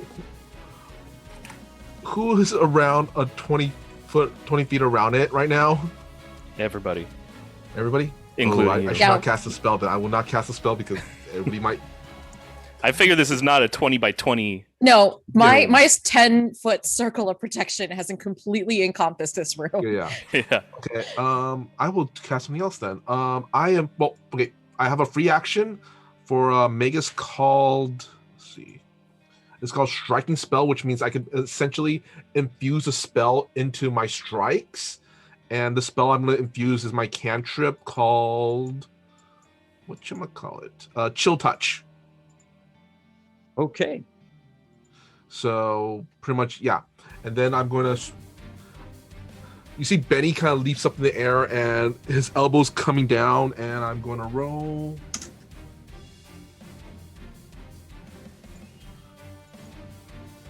Plus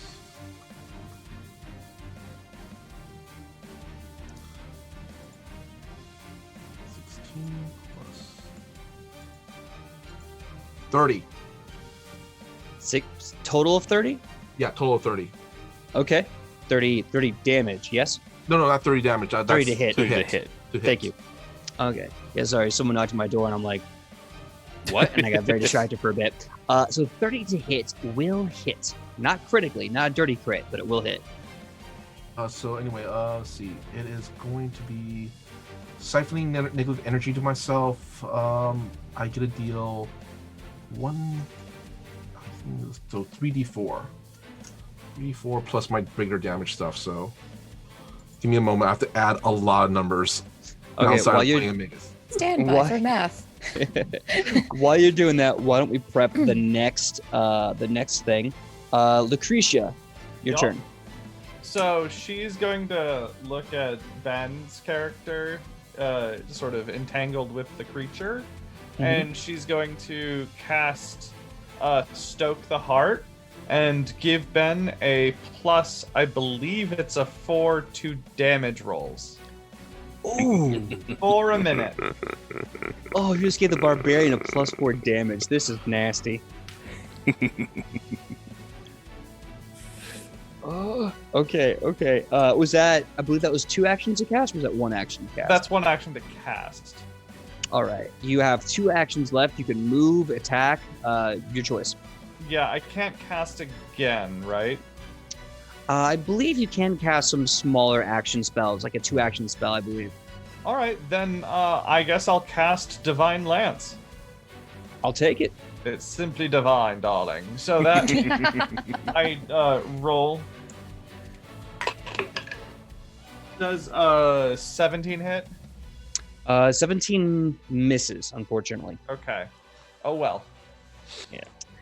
Okay, Michael, really fast. What was that damage? The first damage would be 22, and the target needs to attempt a basic Fortitude save. Okay. And the rest of the damage is after the fort save? Huh? The rest of the damage is after the Fortitude save? No, because if it fails on a critical failure, it's enfeebled for one for 1 round. Oh, okay, yeah, no, 29. He's fine. All right. Okay. My second action, he's gonna punch him again. This was a regular punch with Okay. -4. Sure. And I'm going to use one of the hero points to reroll because that was a fail. All right. After this, you'll have 2 hero points left. Let's see, 15 plus 14. That is a 29. 29 to hit. That will to hit. Okay.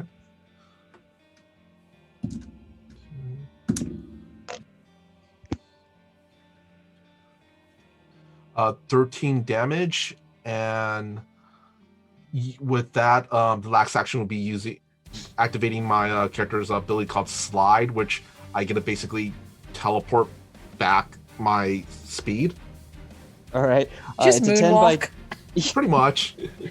Yeah, I was gonna say it's a 10 by 10 room. So you run up and you basically you need like Johnny Cage shadow green, Yeah. and then you just slide back, hit the wall, and you're like, ow, okay, there's a wall there. Mm-hmm. And the very last action, I'm going to activate one of my items called Golden Legion Epaulet, which is I look over at Ben's character and just yell, "Hit him in the face again!" And both he and I gain +1 status bonus to attack rolls, damage rolls, and saving throws against fear until the beginning of my next turn. Sure. Really fast. Was the sliding? Was that an action, or was that The sliding is automatic. Got it. Perfect. Part of the ability. Perfect. Okay, yeah. So that really hurt his face. Next up to Michael Lucretia. The paintings on the wall continues to scream as you recognize them, the manta rays, as cloakers. They fly about the room and they try to attack you. The first one is going for Paul. Are they? Yes? So are they summoned creatures? Are they summoned creatures? That's a good question. I'm going to say yes. Okay. It's plus. So everyone gets a +3 bonus against these Tabelas, and they cannot willingly enter the area without a will save. All right. Thank you for that. I'm gonna make that will save now for you. Okay, one of them doesn't pass at all. They both don't pass. They try to enter and they're basically like suckerfish on the wall. You can see their horrible mouths just lamprey. Yeah. I'm just like, no. Hold the line. Love isn't always on time. End of the first round, top of the second. Ben, you have the Amalgamite Hogan Dalton in your grasp. You have uneven ground because of the chair you've been warped into. What do you do? So he hasn't moved, right? He's linked out, but he hasn't been able to move, right? Yeah, he's broken at your grapple. He's still approximately 5 feet in front of you. So he's like adjacent. Pretty much, yeah. Okay. I'm just gonna grapple him again. Okay. With assurance, 23. You grapple him. Just grip him. He can't do much. He's gripped. You see Shai's mouth open up, and just the 2 little puffy sides of his mouth just deflate as his mouth just starts to drip this green toxicity as I envenomate my fangs and just go in for another neck chomp. So that's all 3 actions. +1. Don't forget. Yep. All right. Let me know the damage that really fast. The damage. I haven't rolled the damage yet. I haven't rolled a hit yet. Or you mean the damage dice that adds? Or type? Yeah. The damage of the chomp. Right. You're attacking with your mouth. This makes my bite do extra damage, but I'm attacking. I haven't rolled the attack yet. Oh, okay. That's a yes. That's 33 to hit. That is a dirty critical.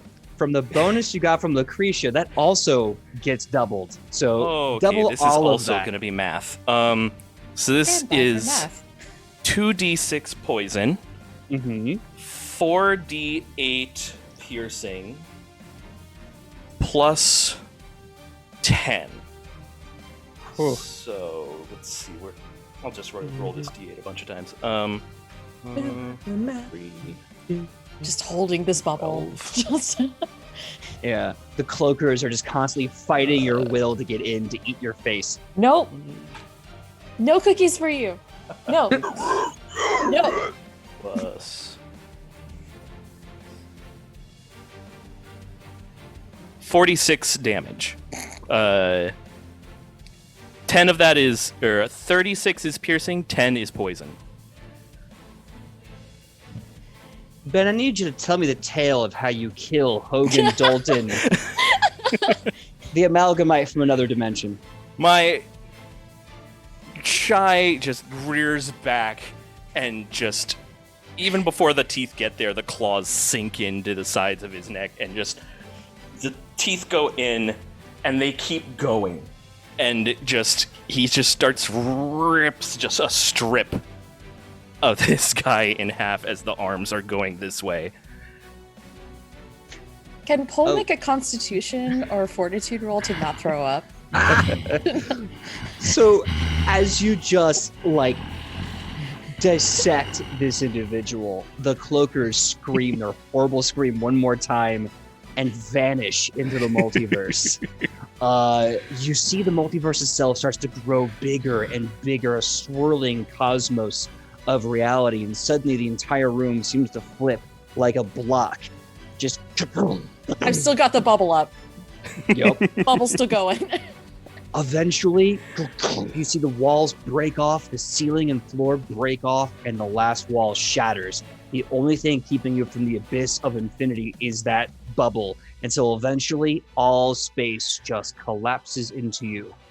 Everything gets hazier and hazier as the stars vanish. And suddenly,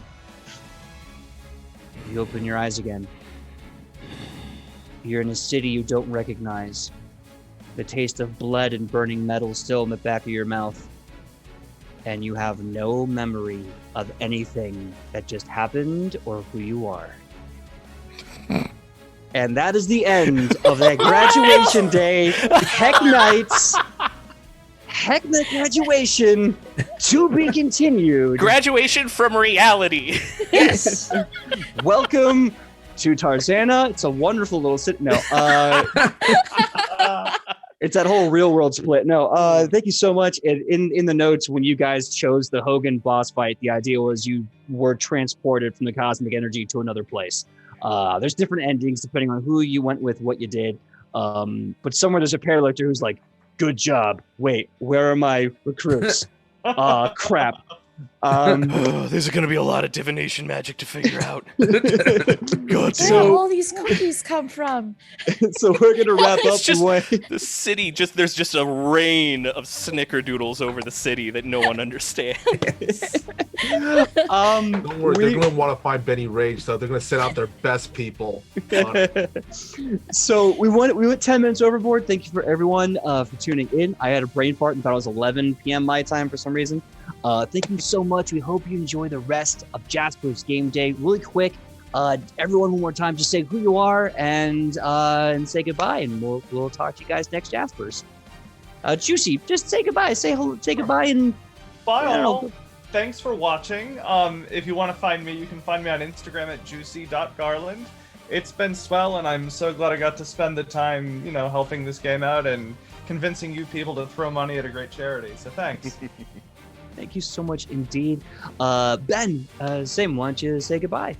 My name is Benjamin Bensadoun, and I'm due to, I've had a long history with the things that this cause sports, and I'm very happy to be involved with an organization that's helping get word out and get people help. Thank you to everybody who donated, everybody who came by, and I'm really happy that I got to be here. And thank you so much for having us. Michelle, please say goodbye to the folks. Thank you all so much for tuning in. The cause that Jasper champions is one that is near and dear to my heart, so thank you so much for your support.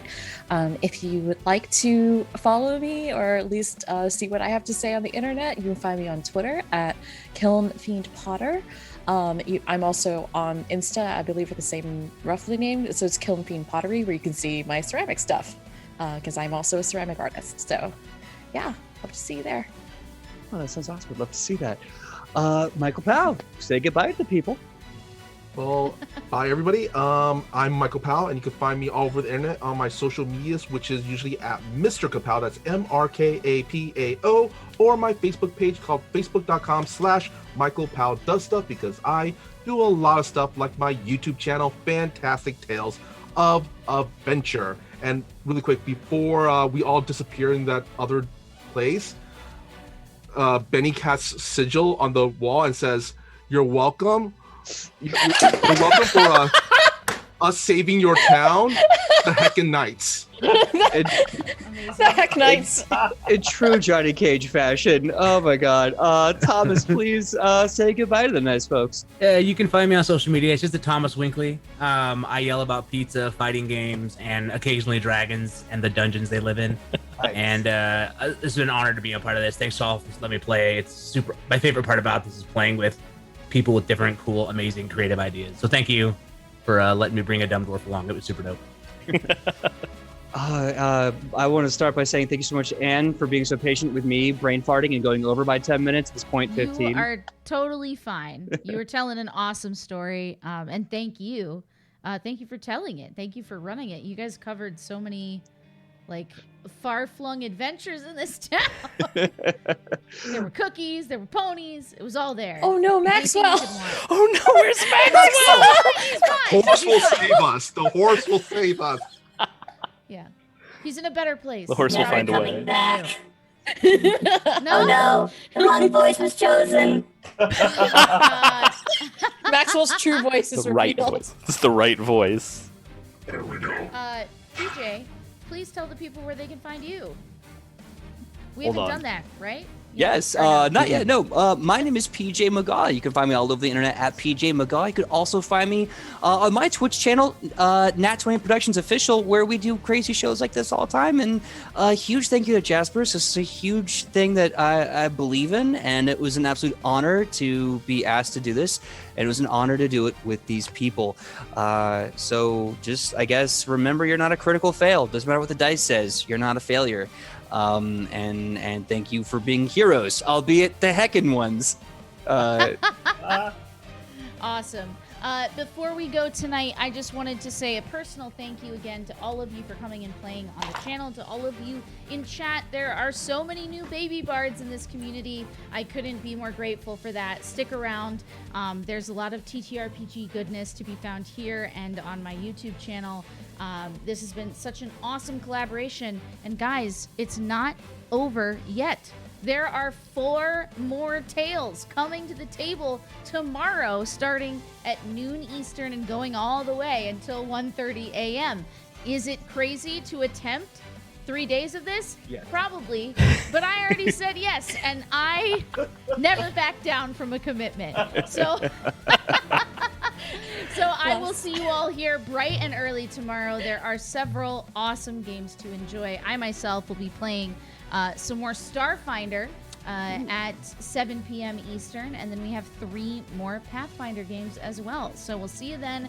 More giveaways, more fun, and more good when we play together. All right, guys. See you tomorrow. Bye. Bye, everyone.